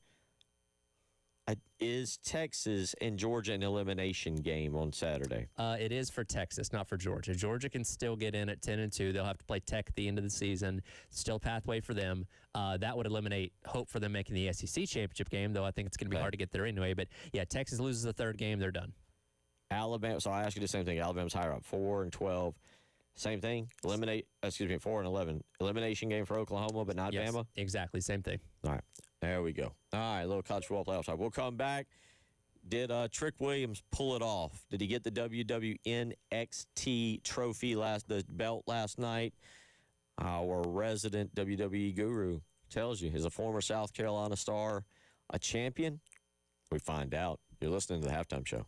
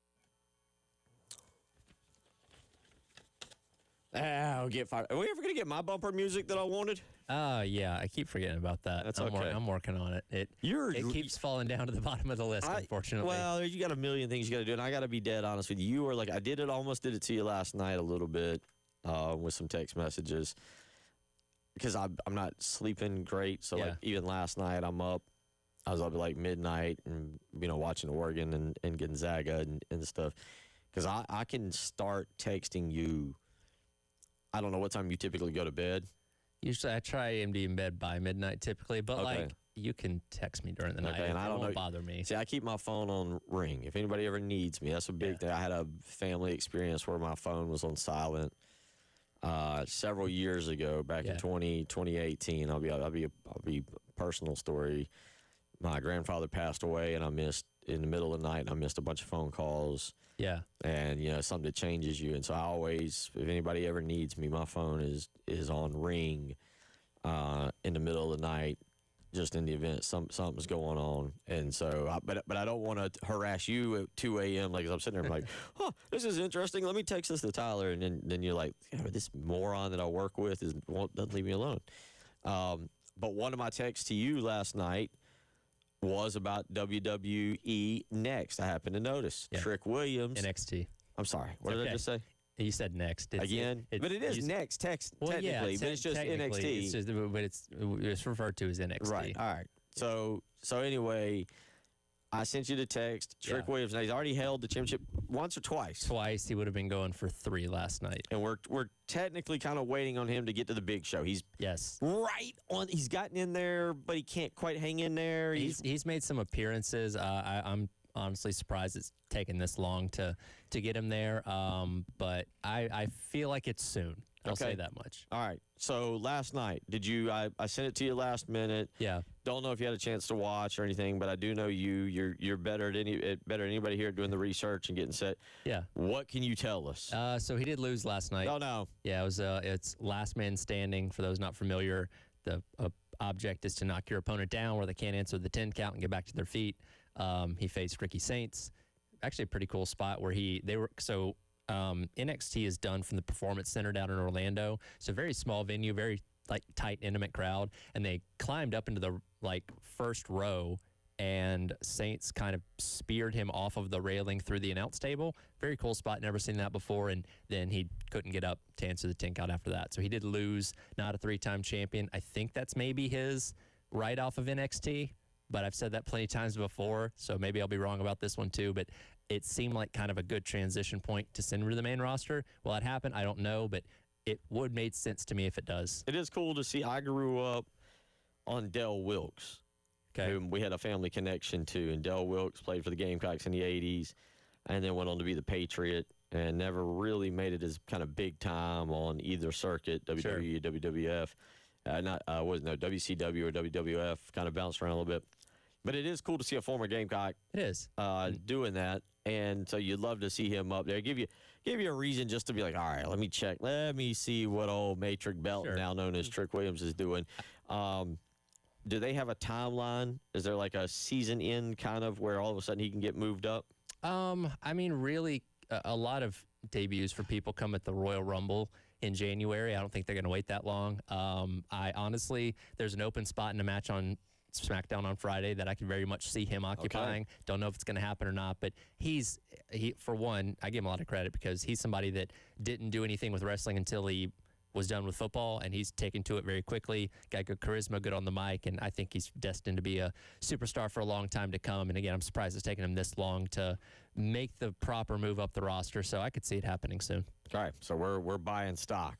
We're buying stock in Trick Williams. 803-404-6100. We'll give you a good wrestling update later on in the week. I know some of y'all love to talk a little wrestling and go back into the archives and get into some of that. Before we hit the top of the hour, and coming up next hour, we got Jordan Kay in about 5 minutes. I want to get into this Demetrius Summers article. Jordan's been doing a hell of a job covering everything, but I want to get into this Demetrius Summers article and everything. It's 5 articles he put out last week. He's coming up, then we're going to get back into South Carolina football. We do have a texter question. I am interested to hear your opinion and me weigh on it. All right. Give us your opinion on Notre Dame being ranked so high. See, it's kind of that classic case now of where they have the different metrics where I think you're crediting them for losing 2 tight games more than winning the games they have. Okay. And if they win out, they're going to be in. Like, if they'll be in at 10-2, it would probably help them if Miami kept on winning because that bolsters their resume more. And their other losses to A&M and when they botched an extra point. So they really don't have any bad losses so far. Truthfully, this is the end of their season. I never rule out losing one. You shouldn't. But Pittsburgh in Pittsburgh this weekend. Pittsburgh ranked. Pittsburgh 7-2. That's a noon game on ABC. But after that, Syracuse and Stanford. Yep. Hour 3 on the way.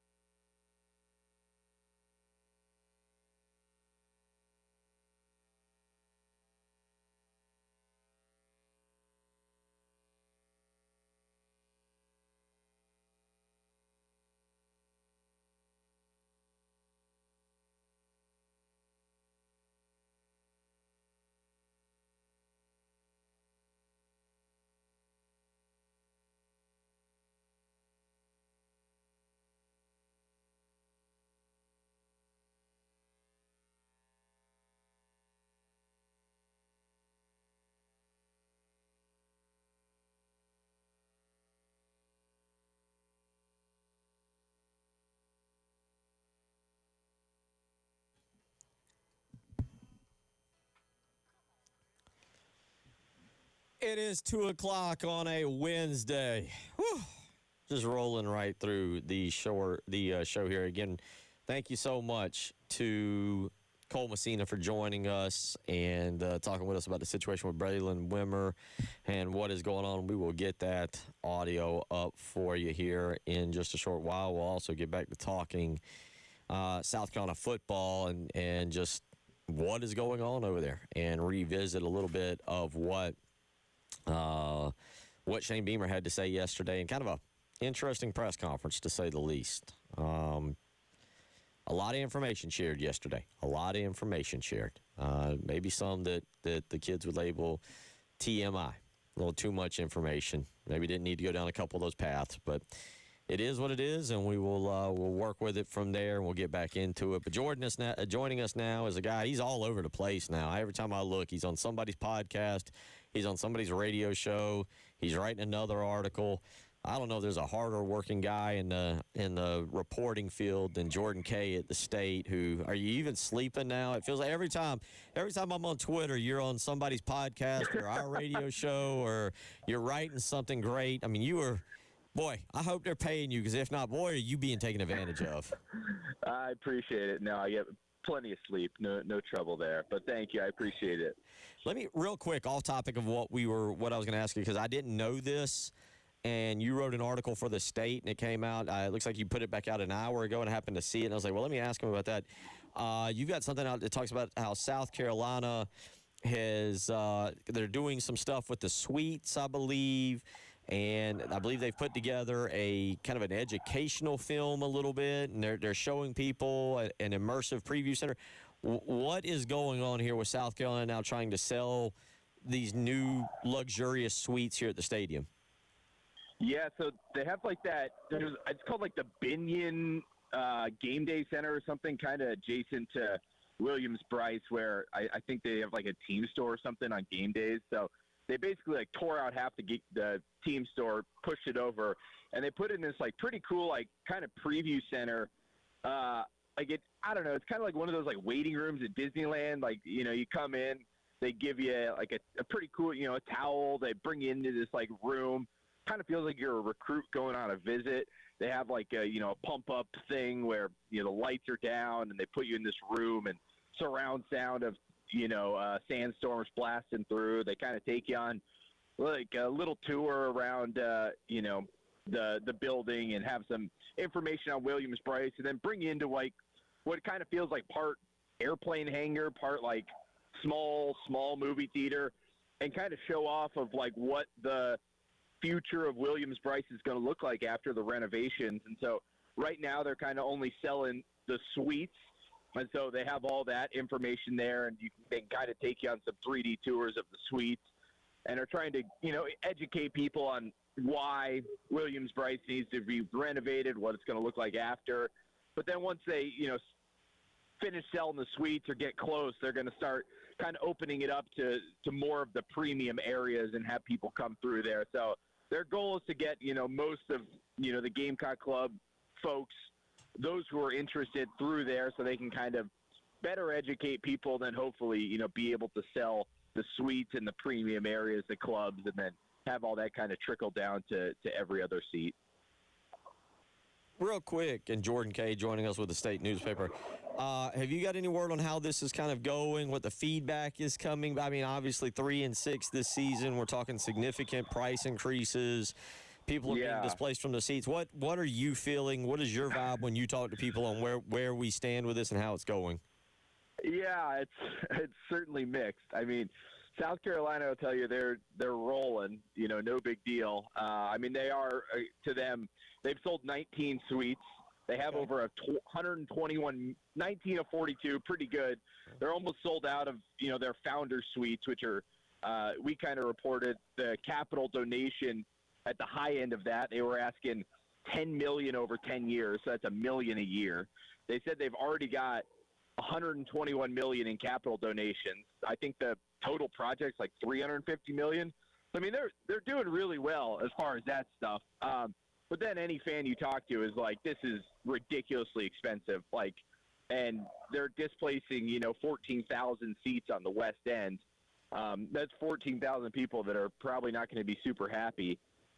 It's a hard balance to strike because I don't think anyone is ever going to be completely happy with this. And there are going to be some people who are very thrilled about this, people who weren't able to get a suite before who now can get one, people who weren't able to, get into the premium areas before and now are going to be able to, people who couldn't sit on the west side because all those seats were taken and now have that opportunity.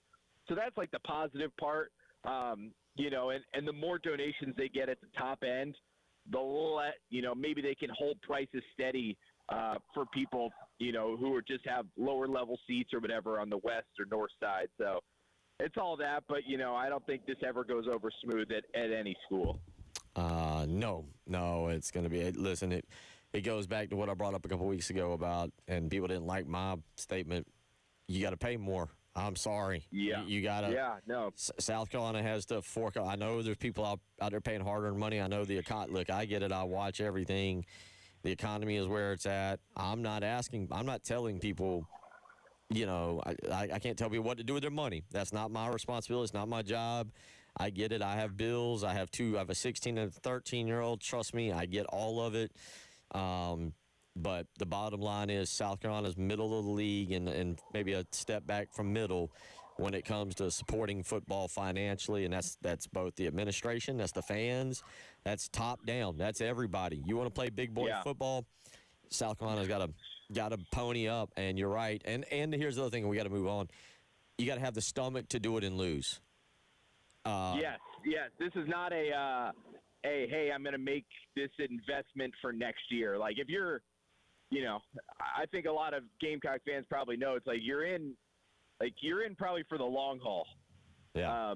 And hopefully, you get a season like 2024 or 2010 or 11 or whatever. Yeah, you gotta have the stomach to lose and bounce back and do it again. And I know it sucks. I am not telling anybody that is a great feeling. Yeah. But that's the truth. Let's go to so. I've never met you. If you walked in a crowd with two other people, I'd have a 33% chance of guessing who you are. But I went to school with Demetrius. He was on the varsity basketball team when I was a senior. He had a huge tip-in against Lander. Yep, he got us to the state championship game, played an integral role. I kept trying to throw an alley-oop to him all season long, couldn't do that. They finally drew up a play where I wasn't the one throwing it. What did you learn? So I know Demetrius. I know the whole story.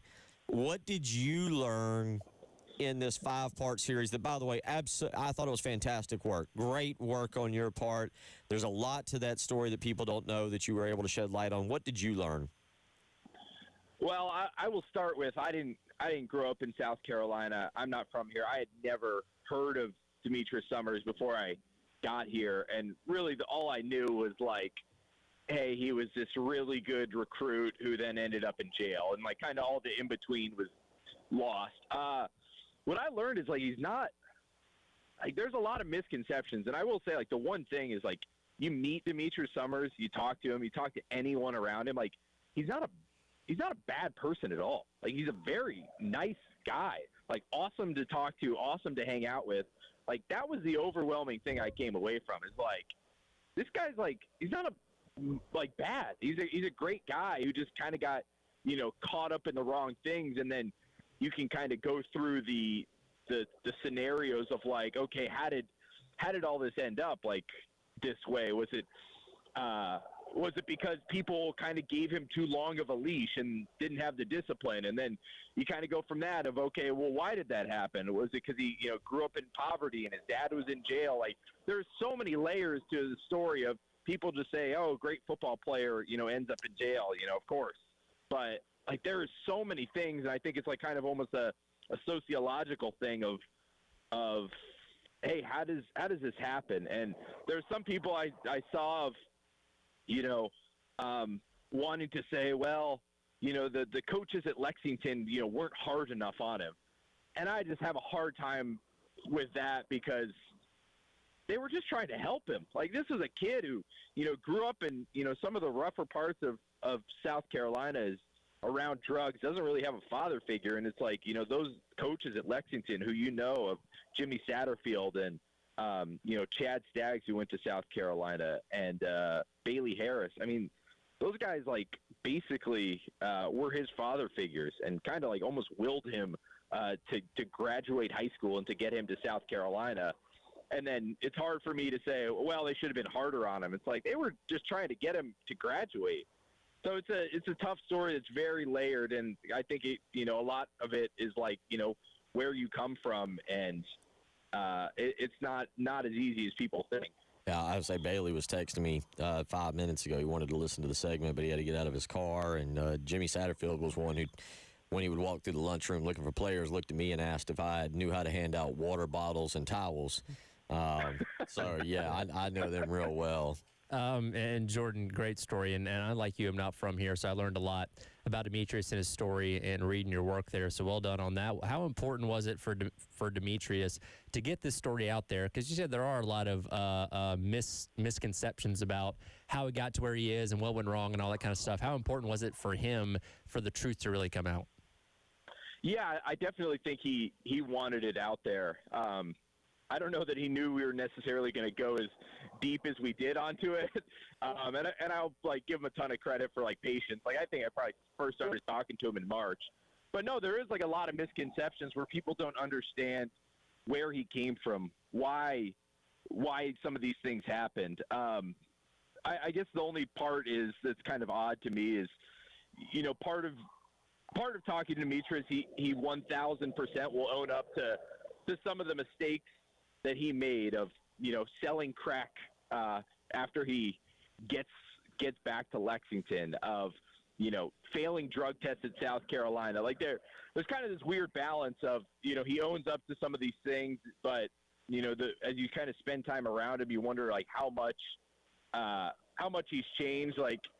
And I think we even kind of talked to some people at Lexington who it's hey, for him to really kind of integrate back in and for people to kind of forgive the things he did, he probably has to stay out of trouble for 6 or 7 years. And really it's only been almost 2 years since he got out of prison. But yeah, I think he wants to kind of share that story a little bit. And I also think part of him, he still does relish in being Demetrius Summers. And I don't blame him for that. I would probably be the same way. People still send him fan mail to sign. He was in prison and people are sending football cards for him to sign and writing letters about how great he was. And he does love that stuff. And I probably would do the same thing. So I certainly think he enjoys it. Jordan, do you mind? I'm going to throw you a curveball.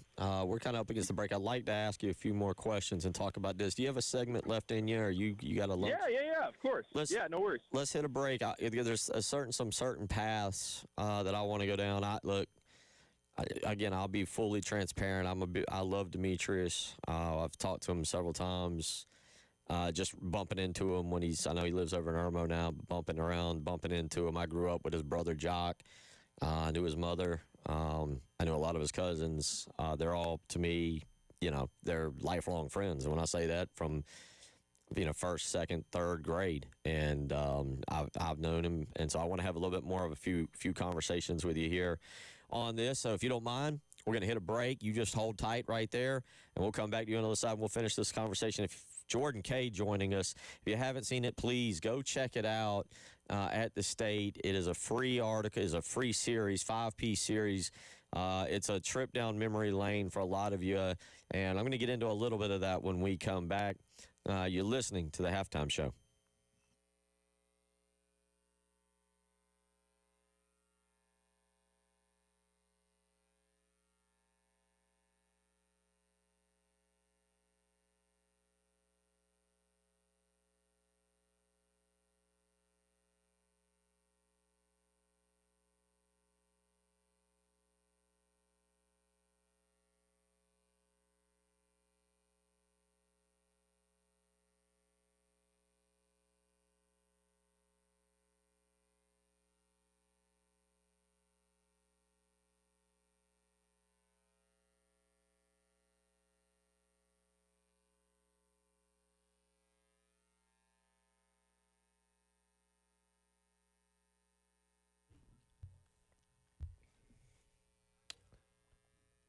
It's all right here for our friends over at Tilly's Warehouse, first wine and spirits store in 5 Points in the past 20 years. They've got everything that you need for a fun weekend out with family and friends. Maybe you're tailgating somewhere, maybe just hanging out at the house. Regardless, they've got what you need. G4 Tequila? Yep, they've got that. You want some things in the cans like High Noon, Sun Cruisers, Surfsides, or Cutwaters? They've got those too, either by the case or right there by the register with your ready-to-drink options as well. And if you mention this ad that you heard on 107.5 The Game, you can get 10% off any wine selection as well over at Tilly's. They also have a Class B license where they can sell to bars in the 5 Points area in case any of y'all are running low on stock. Stay connected with them on Instagram and Facebook or visit their website at tillyswarehouse.com for more information and discover why Tilly's is your new must-visit spot over in 5 Points.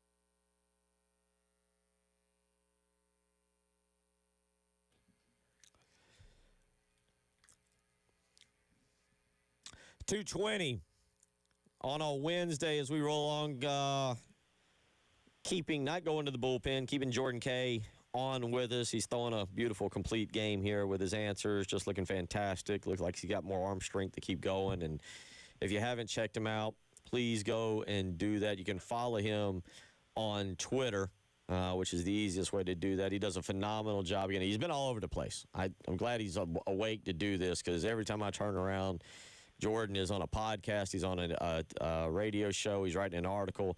Check him out at Jordan Kaye _23 and give him a follow. He's covering South Carolina for the state newspaper. And is this a ASU? Is that Arizona State or App State alumni? Arizona State, yes.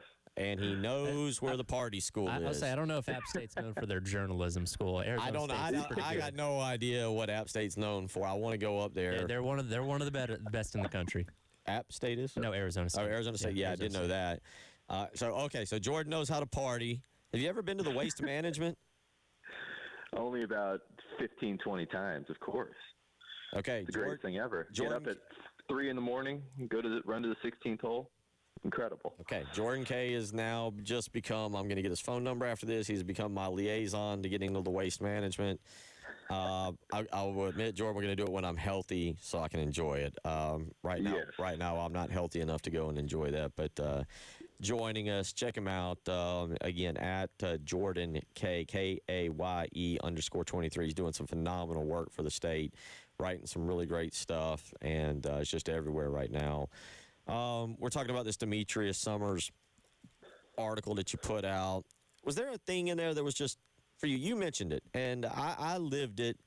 I watched it. I know exactly where I was. You had a great piece in there that I watched his commitment. And I followed his commitment, and I knew everybody at Lexington. I was not far removed. I was at the University of South Carolina. I was a student there. I'd run into Demetrius. I'd go back to the high school and play pickup ball if I didn't have a class with Bailey and with everybody, and Demetrius would be in there. And like I said, I spent a lot of time my senior year and his freshman year on scout team with him and playing with him. And so I was well-versed, but, boy, we couldn't figure out where he was going to go. And it was interesting. It was really interesting to read your article and to see a little bit more behind the scenes about stuff I didn't know occurred. How did you, Jordan Kaye, absorb those words that you got, those comments from others on him choosing South Carolina? Yeah, that was a tricky one to piece through because, I went through all the newspaper archives of that time and kind of seeing, Demetrius Summers is here on a visit. He's here on a visit. He's here. I mean, just imagine like the craziest recruitment right now.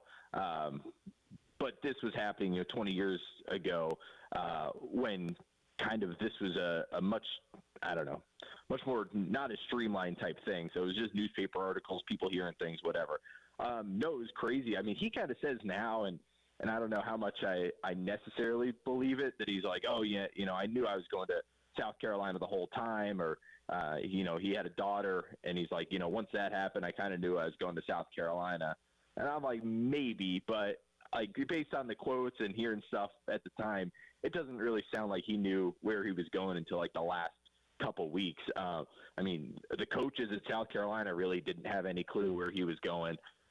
His friends certainly didn't have a clue where he was going. I know, the coaches at Lexington were trying to push him away from South Carolina just because it's like, hey, you just need to get away from home, get away from your surroundings, go somewhere where you don't really know anyone, and all you're going to be able to do is focus on football. And so, I think it was like Coach Harris and Coach Satterfield were, either trying to, lead him towards Florida, not lead him, I guess that's the wrong word, but kind of just put it in his mind like, hey, Florida, like, why don't you go to Florida?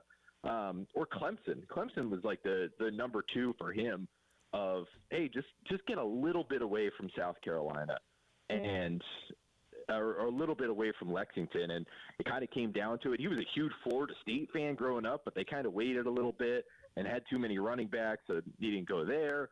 Then he really was going to Florida. At one point he had a quote like 2 weeks before signing day basically saying like, yeah, I'm probably going to go to Florida. Like, I want to win national championships. He became really good friends with Chris Leak at the he was like the Under Armour Bowl from Charlotte. So it seemed like he was going there. And then like a week later, he was like, actually, nope, not going to Florida. And he cancels the visit. Then it was South Carolina and Clemson. And I think kind of what the big thing was is he goes up to Clemson. And really the visit was fine or whatever. But his mom was dealing with so many health things, and just even the 2-hour drive from Lexington to Clemson was just such a toll on her body that she kind of basically begged him of, like, please do not go anywhere aside from South Carolina. And, even then, I mean, he kind of says now, like, that was probably, the leading factor. But even then, it took him a while. As you mentioned there, Sean Satterfield, who was, Jimmy Satterfield's son, somehow had like a show on Time Warner, like Channel 10, which I'm like, how is that possible? But he was like kind of a film guy. Yeah, he was like a film guy, went to Hollywood, was like making shows or something, comes back, whatever. So basically they wanted to run Demetrius's commitment like live on television, kind of, how they do now with, some of these bowl games. But Demetrius could not make up his mind. And so Sean had to record him saying both, I'm going to South Carolina and I'm going to Clemson. And then he's like, text me when you make up your mind. And he didn't get the text until hours before signing day or before he had to air it. So it's pretty crazy how much it came down to the wire. And it didn't seem like Demetrius was really, if he knew he was going to South Carolina, certainly wasn't telling anyone. My personal perspective is, he didn't know where he wanted to go and he had to make a decision. And, I think that's exactly what it was. Just knowing him and knowing everything. I will just say his visit to South Carolina, without going into detail, probably couldn't have gone worse. All right. Okay. That portion of the story thankfully got left out. It really, honestly, could not have gone worse. I've heard parts of the story, I think. I will say the good part of that visit, though, is Lou Holtz, who's not a guy from everyone I heard from who promised things. He told Demetrius, if you commit, I'll give you the first carry of he did. In the 2003 season. And he gave it to him and then took him right out. I say he didn't say what happened after the first carry, though. Maybe he should have promised him a little bit more. And you put in the article, it was a 10-yard run off, I think, right side, if I remember correctly. Yeah, yep. 10 yards, first down, and then he's yanked, and I think he had 7 more carries that whole game. And he was a guy at Lexington. Look, his sophomore year, they peaked. They went to the state championship. I was there, sophomore year, because it was the year after mine. They played Dorman, and it was turning into one of those performances that people would still be talking about. The way he was dominating Dorman, there was a piece left out that Chris Clark got hit on an option play, and I believe tore or broke, did something to his throwing hand in that game. Lexington was up 21-0 or 24-0. Yeah. And basically David Gutshaw for Dorman noticed Chris Clark couldn't throw the ball and essentially put 11 in the box. I want to say Demetrius had close to 150 or 200 yards at halftime. He was on pace to basically carry Lexington in the state championship. David Gutshaw with Dorman saw the injury. They had to tape up Chris Clark. They put John Wheeler in late. It didn't work. And Dorman came back and won the football game because they basically, 11 people stopped Demetrius Summers and didn't worry about anybody else. It was crazy. Jordan, we're really out of time. Man, it's a great series. Tell people real quick that are listening. I know everybody about the state and everything. The state's been around a long time, but this is something you got to read. It takes you down a path, and I think it also answers some questions. If you read it, I'm going to go ahead and tell you, and because I've talked to people around Lexington about this already. There's a lot of my friends. We're all in that same time period. Jordan, we all agree you did a phenomenal job. It brings back emotions. It brought back a lot of emotions. Please tell people where they can go and check this out, because I'm going to tell you right now, you need to read this article. Or I should say this series. That. This series. Yeah, no, that's good. I've heard from a couple people, mostly good things, but I'm sure it wasn't all incredible. But thestate.com, probably just type in, Demetrius Summers, the state, Google. Sure, you can find it, and we kind of link to all. If you go to the bottom of whatever story, you can kind of get all the links to all the different stories, and you don't need to read it all in one sitting. That might be a little bit, but if you want to wake up or whatever for a week and go series part by part, that's probably a way of digesting it. But yeah, a lot of time, effort spent into it, and hopefully it answers a lot of questions that people have had, and I think there's a lot of rumors and misconceptions that hopefully we're able to shed some light on. Jordan, I appreciate it. We will definitely catch up with you soon. Thank you for joining us today. Take care and have a great day. Appreciate you guys. Thanks, guys. Bye. All right, halftime show rolls on. We'll be right back.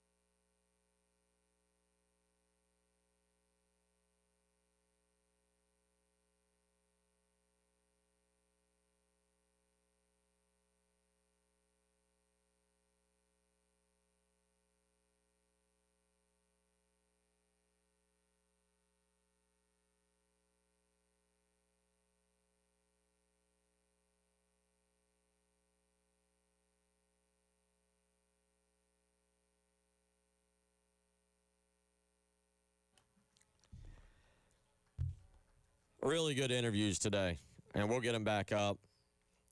We will get them back up. Thank you again to Cole Messina. That is, Captain Dave has already put that up, the work of Captain Dave. Again, thank you, Captain Dave. Thank you for all you do for us behind the scenes.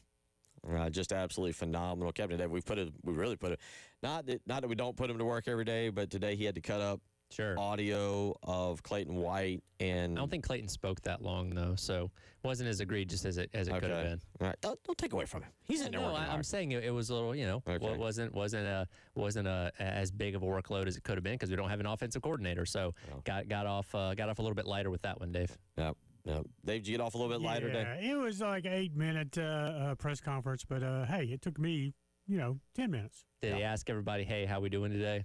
Good to see y'all. His usual opening shtick. Yep. I like him. Yeah. Listen, transparency. I've played golf with Clayton White a couple times. I enjoy Clayton. I hope we keep him for a long time. Yeah, he's good. He's great. He's a great person to answer. He's a lot of fun. He's a great dude. We'll have more of that for you tomorrow, Clayton White. But I want to go back. Captain Dave has got that Cole Messina up, the funky Cole Messina. We will get him back and have a more lighthearted interview. Dave wants to ask him about the walk-up music. I want to cut up with him about his time at South Carolina. I do think Cole Messina, Tyler, there's some interesting stuff to be had. Maybe not as lighthearted as I want, but some interesting stuff for him to discuss during his time at South Carolina. Sure. And what was going on. We'll get him back to talk about that. But today was a lot about Braylon Wimmer. And again, if you haven't heard, Braylon Wimmer has been diagnosed with a brain tumor. And as a former Gamecock, we've got to step in and help. That's when they say a 40-year decision and not a 4-year decision. Gamecock Nation has to step up. You can go to my Twitter account at Will, W-I-L, Gunter, G-U-N-T-E-R. I have tweeted out the link for the GoFundMe page to try and help with Braden. I'm going to go ahead and tell you any donation, large or small, is much appreciated. Prayers are greatly appreciated. But you're talking about a young man who right now, and we understand this at this station very well, Ed Bird is going through something. Mm-hmm. I'm dealing with something. Jay Phillips is going through something.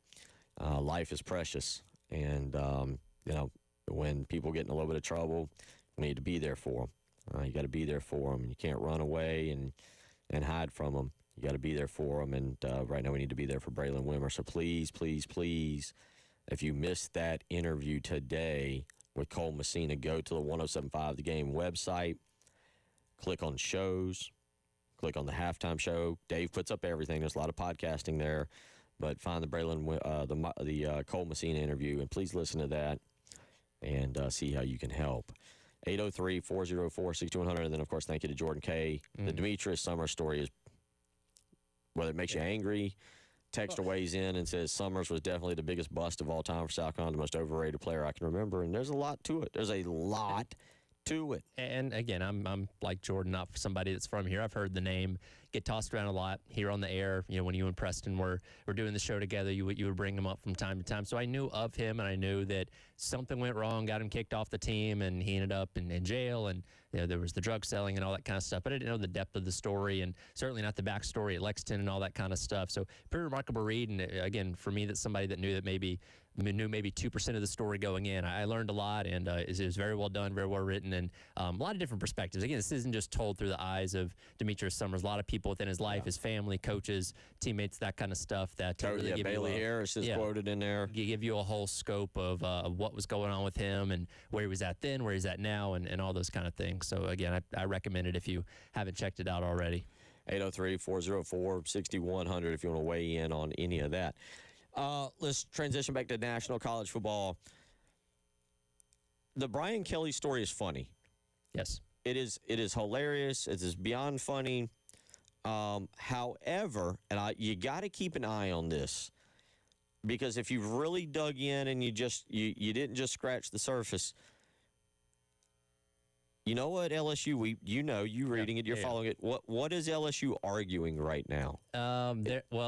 So initially, up until, was it yesterday, 2 days ago, they were saying he hadn't technically been fired yet because they were trying to explore a for-cause route to avoid paying him the full $54 million. Now, they had offered him some smaller sums as like, hey, instead of the payments of however X amount of time up for $54 million, we'll give you 25 or 30 million to just take it right now and go. And Brian Kelly, rightfully so, I can't believe I'm siding with Brian Kelly, was like, no, you owe me about 30 million more than that, and that's what I want. So there's legal back and forth, and again, LSU is trying to find a loophole in terms of a for-cause firing to avoid having to pay the buyout, because that's, if you remember, like the Jeremy Pruitt story at Tennessee, when all that stuff happened with the recruiting and the money bags at McDonald's and the violations, they found a for-cause reason. They didn't owe him a dime, and that's why he's coaching dodgeball at a high school in Alabama now. That's kind of the route they're trying to go with LSU, with Brian Kelly, and his team's not having any of that.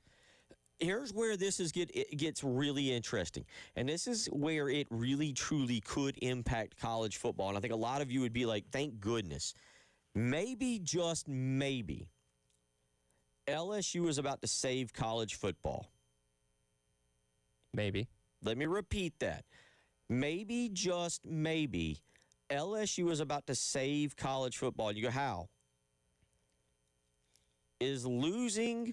If it's not in the contract, and remember, Brian Kelly was 34-14. I don't know what we deem losing around here. What we deem it at South Carolina, and what they deem it at LSU, and what they deem it at Georgia, and what they deem it at Virginia Tech, and so forth and so on. It's totally different, right? Yeah. Brian Kelly, I don't think you can fire Brian Kelly for calls for losing, because now you go down a path of what is losing. Brian Kelly, did he win enough to appease LSU? No. Right. Did he commit any NCAA rule violations that would be for calls? Not that we know of. Did he have some kind of extramarital affair or something within the athletic department that we're aware of? Not that we're aware of. Did he ride a motorcycle and crash, and turns out he might have been doing something he shouldn't? Not that we're aware of. Did he hit on women, maybe a booster's wife at a gas station? Not that we're aware of. He didn't win enough football games. Yes. That's a legitimate cause, but it's not in the contract. And how do you define if it's not in the contract, you didn't win enough? And there are some clauses in contracts, like Sam Pittman's buyout went down when he slipped under a 500 total record, so they didn't have to pay him as much when they eventually fired him. So you do have those kind of things, but like a clear line in the sand of like, okay, through, 4 years, you need to have won this many games, you need to have been in the playoff this many times. Like, could those things be baked into future contracts? Now, here's the caveat, and this is what you sent me last night. You're going to have to pay him more up front, because you're basically promising Quite possibly. them, This is where it all now starts to come into play. You would have to front load those contracts by saying, all right, we'll pay you more up front, but here's the incentives in the contract, and if you don't meet them, we're going to fire you, though the buyout wouldn't be as big on the back end. You got to have somebody that's going to agree to that, but that could be the future. But this is this could change how contracts go. We may have to come back to this more. We're out of time. It is a very interesting situation now that has been bumbled and fumbled, and we're laughing. But you know what? LSU might create a whole new way that college football coaches get fired. You want to fire them for losing? Hey, that's typically what they get fired for. 90% of the time, that's what they get fired for. However, now, those contracts are going to have to be written with different verbiage to support that. We'll finish up the program. I might try and hit on this one more time, and we'll wrap everything up today. You're listening to The Halftime Show.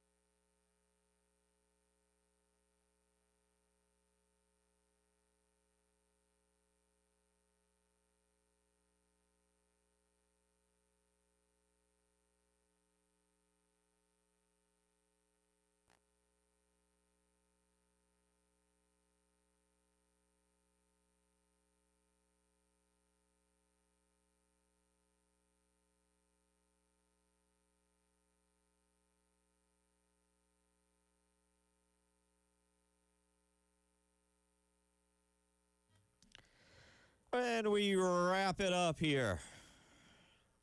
I'd say it's been fun. Yeah, always. Good time. I'd say. Well, I would say a good show. we're 5 minutes from your weekend. Pretty much. It carries a little bit longer. Okay. Carries a little bit longer. More of a Thursday morning kind of thing. Okay, so it's not the second you leave here. Wrap things up. All right. Things up on Wednesday. I'd say closer to maybe 5 o'clock. Depends. So we got. Hey, it's 5 o'clock somewhere. We did not get into men's basketball tonight. Gamecocks and Presbyterian women last night's. Let me ask you this, because you've watched more years of college basketball than me. Have you ever seen, I'll specify this to Power 4. Have you ever seen a Power 4 team go 13 and a half minutes without a field goal? Yeah. Well, I guess they weren't Power 4. That's what I mean. Like, okay, it's one thing if, East Southwestern State University does it, but What did you see at it, or did you? Clemson. You talking about the women's team? Yeah, the women's team last night. Oh, was it 13 minutes? Yeah, 13 and a half minutes.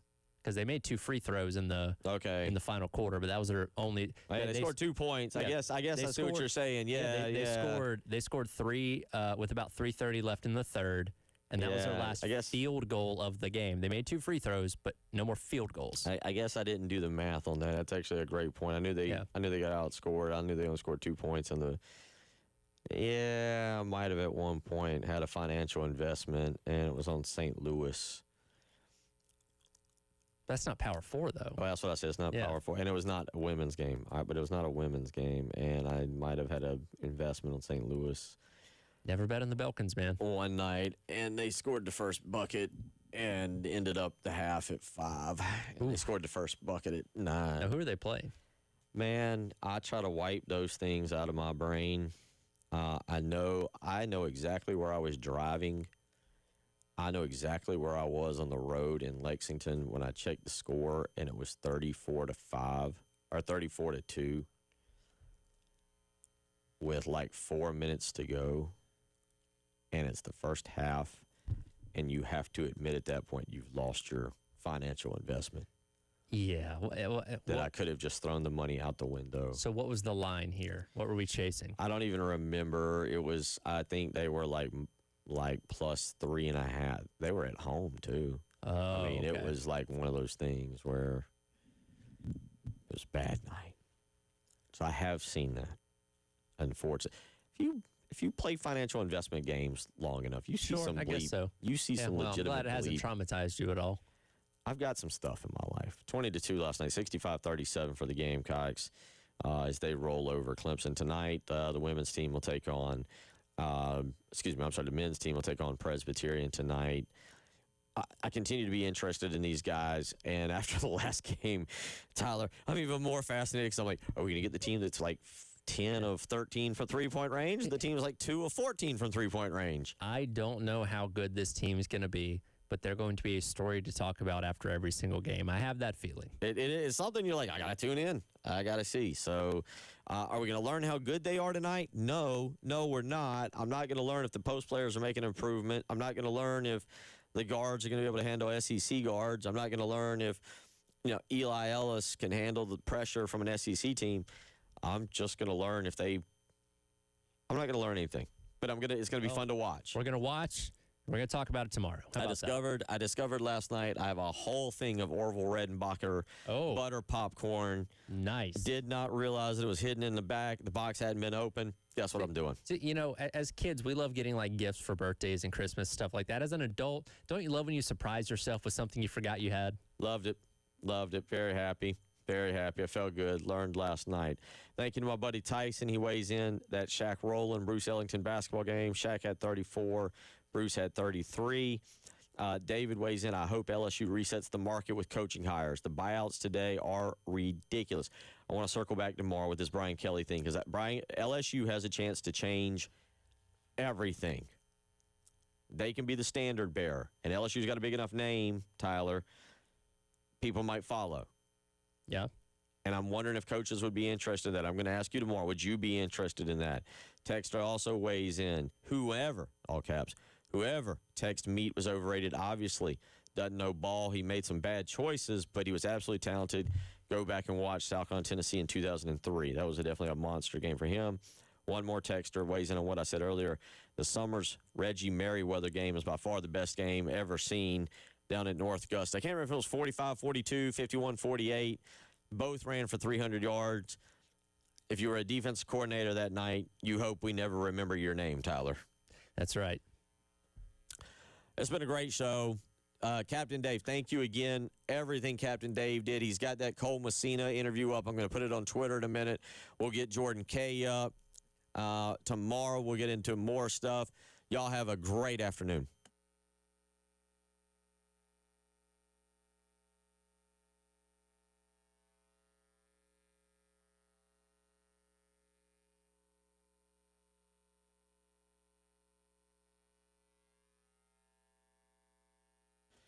I tell you what, when you do a show like that and you feel good, Tyler deserves a great dinner. I mean, a phenomenal dinner. I don't want you to just go get a hamburger from somewhere. I want you to go get a great steak. I want you to go get some phenomenal chicken. Maybe you're in the mood for fish tonight. Maybe you want oysters or shrimp. And you know what? Old Tommy Meat Market has all of it. They also have incredible prices. They have incredible people. The thing I love about Old Tommy Meat Market is the way they treat you. They want it to be a non-grocery store meat buying experience. By that, they want to be your local butcher. When you walk in, they want to know your name. They want to know your kid's name. They want to know what you like. They want to treat you like you are family. That's why they stay in business the way they do, and that's why I love visiting, because at Old Tommy Meat Market, it's not just some cold store you go into to find